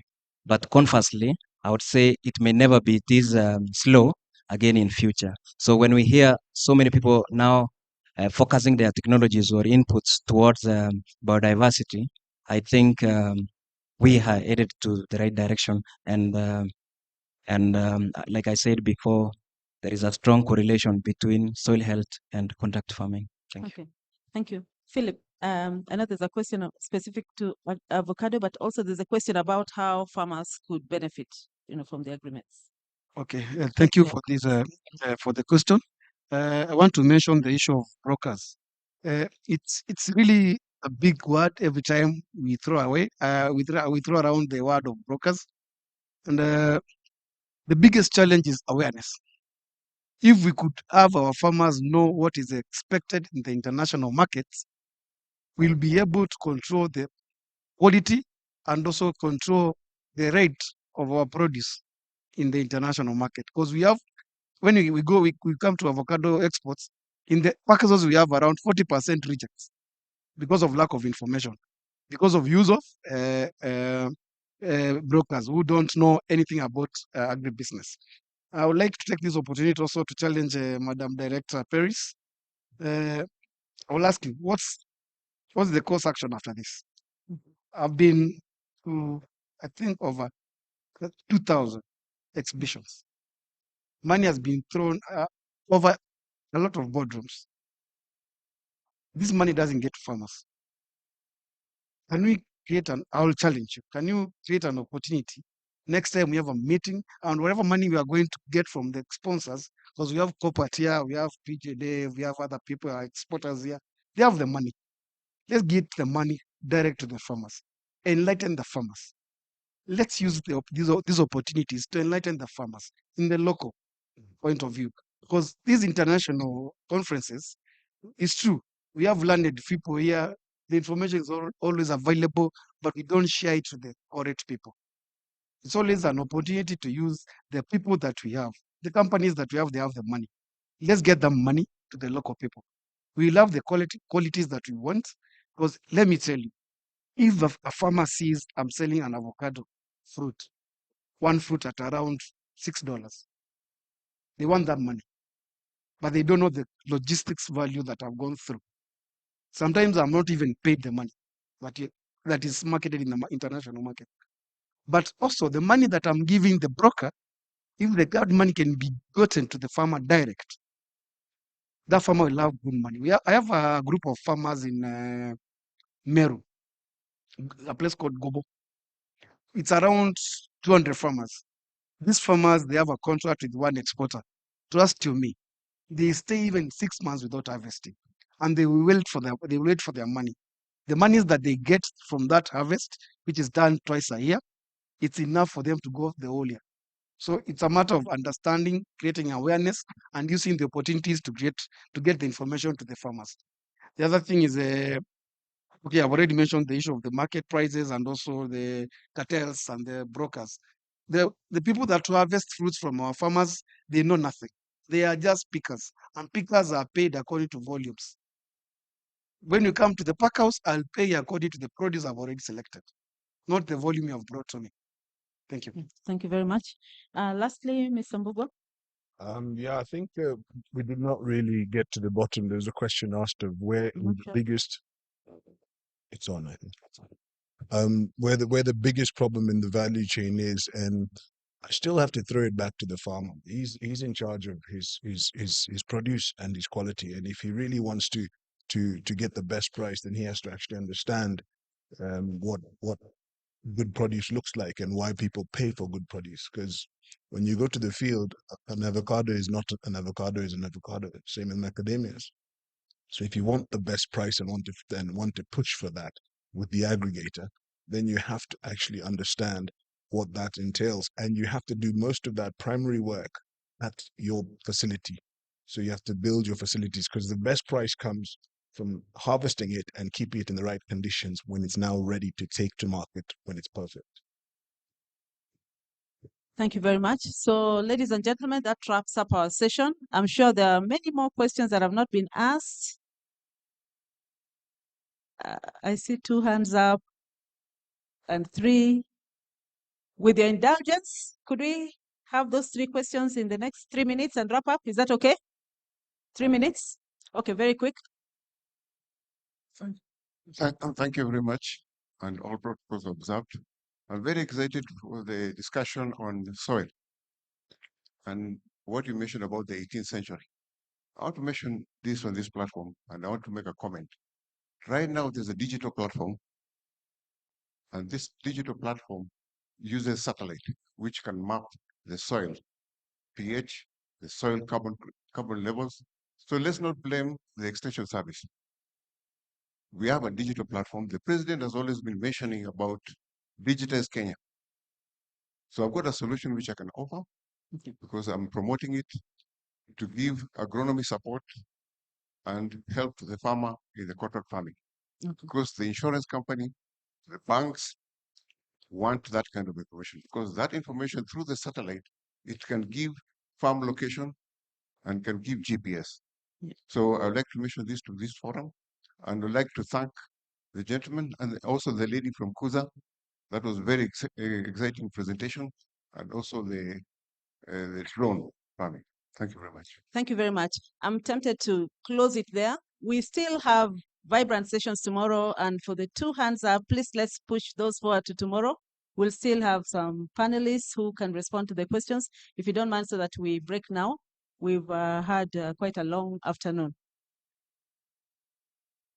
Pardon? Okay, one last one to the lady.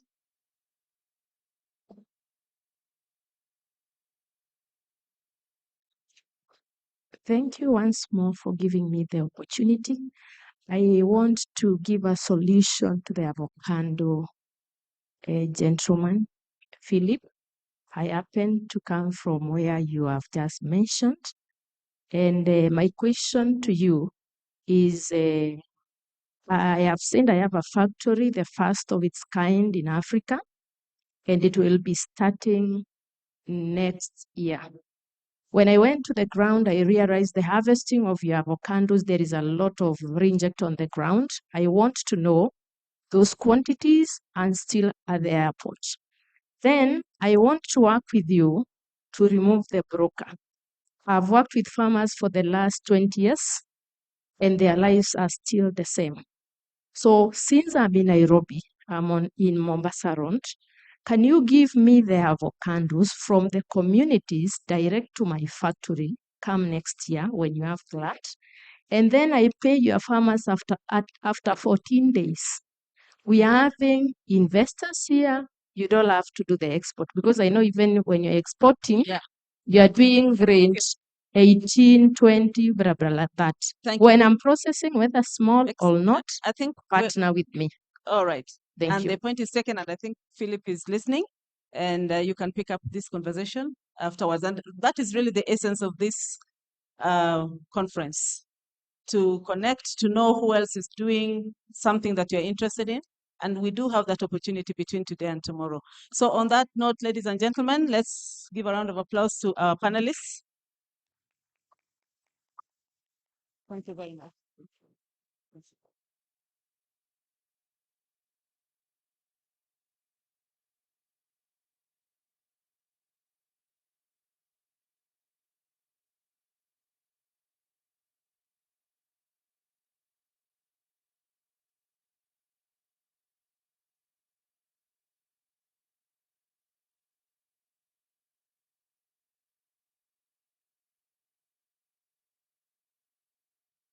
A round of applause again for them. Indeed, there's so much information and the bold action that we can see. Those are the prime solutions that we want at the end of the day, that you see a need and you fill, of course, that particular need with a solution, just as it's being exemplified here from this panel discussion. So we'll have another forum tomorrow. And of course, we have a session that will begin with tomorrow as we're doing the recap of today, just to highlight some of the salient issues that have been raised from this particular forum. Rich stream of information has come from different conversations since we began in the morning. And we'll begin also with Julie, who was supposed to be also making a presentation here about the innovation of a seed technology.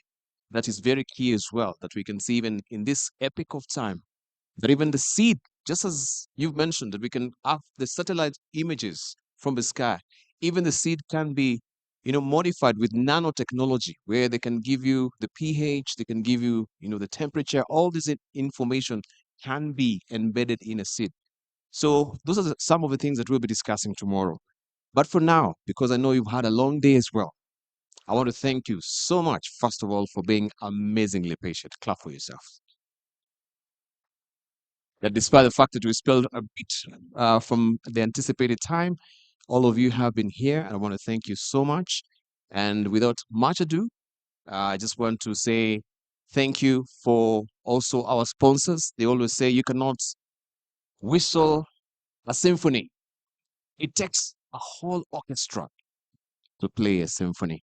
And we thank you, our sponsors, as well. Thank you for your partnership. Thank you for you being here as well. We'll see you tomorrow.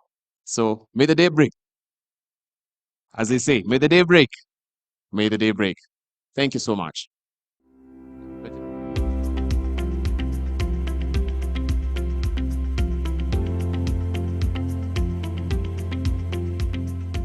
Across Africa, agriculture is the predominant sector in the economies of most countries, accounting for between 30 to 40% of gross domestic product, and the sector is a leading source of jobs for over 2/3 of Africa's population. In Kenya, despite the fact that the agricultural sector contributes about 30% of the gross domestic product and accounts for 80% of national employment, mainly in the rural areas, farmers face crippling challenges in the agricultural value chain. If we want to see this country grow, the cost of capital has to come down. Why is it in the West, right? Like in the UK, for example, lending to an SME interest rates are 2 to 5%. Germany, the same. US, the same. Why is the lending in African countries 15 to 25%? Doesn't make sense. Something systematically, the cost of capital is high, and I know everybody talks about risk, but we need to find a way, whether it's technology, whether it's talking to the financial sectors, whether it's, development institutions, something needs to be done. If the cost of credit is not lowered, the continent, the country, the sector cannot thrive. Besides the financial burden, there is also the climate change crisis, which has become a reality much faster than all scenarios predicted. And that's the situation at hand, begging the question, what next? For many years, farming has always been considered as a business of hope, and this is because of the uncertain market. Now, farmers are changing tacts and they are embracing contract farming. This farming model, which involves agricultural production being carried out on the basis of an agreement between the buyer and the farm producers, has enabled farmers not only access stable markets, but also embrace good agricultural practices. It is a good idea.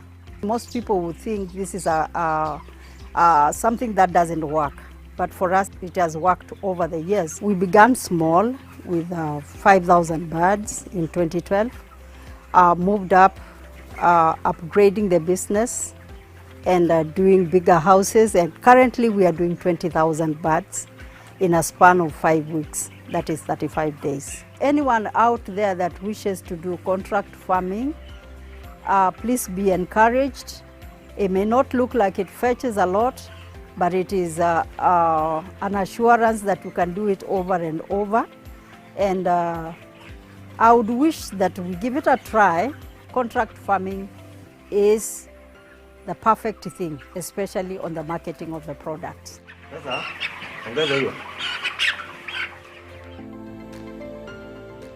Contract farming has many agro-based advantages, and it's a fast-growing practice, but it has not lacked its fair share of challenges. One of the issues that has come up when interacting with farmers that are doing contract farming is the feeling that they are not involved in decision making. For instance, they don't have control of some of these prices that they get. How do we fix this? The problem sometimes becomes, in terms of contract farming, and I keep going back to this, is lack of trust. Buyers feel that even though there's a contract, if a farmer gets paid 10 bob more, they'll go somewhere else. So they don't trust the farmers to a certain extent. Farmers feel that these buyers are not taking any of the risk, they're not doing anything, and they're not paying me enough. They're not paying me what I should get paid. So that lack of trust means that although in theory contract farming is great, it can have difficulties. So first of all, it's building the trust between the buyer and the farmer, and I think definitely co-creation, discussion points in terms of pricing, why the pricing is at a certain place. Now think about it from a farmer's perspective. A farmer finds out that, you know, a buyer has bought this from me from 20 bob and then they're selling it at 200 bob. So they will think, I'm getting, you know, like this is just unfair. But if a buyer is able to explain, well, it's 200 bob because actually, you know, out of that 15 bob has gone for, you know, transport, for cess, for cold storage. So actually the profit margin that I'm making is this much because I'm taking on all of this. I think a farmer is more likely then to be able to understand that perspective. On the other side, the buyer also has to understand the farmer's position. The farmer is taking all the risk. They're growing, they're doing all of this. They also need to be given a good return, because if they're not given a good return, what is the point? And there are buyers out there who are actually willing to pay a fair price and an above market price, provided they can get good quality and consistency. Well, it's a venture that will require all players on board for it to thrive. And that's why the International Conference on Contract Farming could not have come at a better time. The main objective of this conference is to try and ensure that farmers' produce does not go to waste, that they are able to take it to the market, that they are able to get people, off-takers, who will take their produce. And the off-takers are assured of a sustainable, quality, and consistent supply of raw materials. Then we can only move forward. We will discuss many topics about contract farming. Number one, maybe being the off-take agreements, because that has been a challenge. When I've spoken to farmers who've done contract farming before, there's going to be models of contract farming and benefits. There is going to be policy to ensure that the policies guiding the contract farming are good, and many other topics. As key stakeholders converge for the inaugural International Conference on Contract Farming, the critical question is, how is contract farming going to revitalize the agricultural sector? The answers lie not just in the dialogues, but the actions that will be taken in the coming days.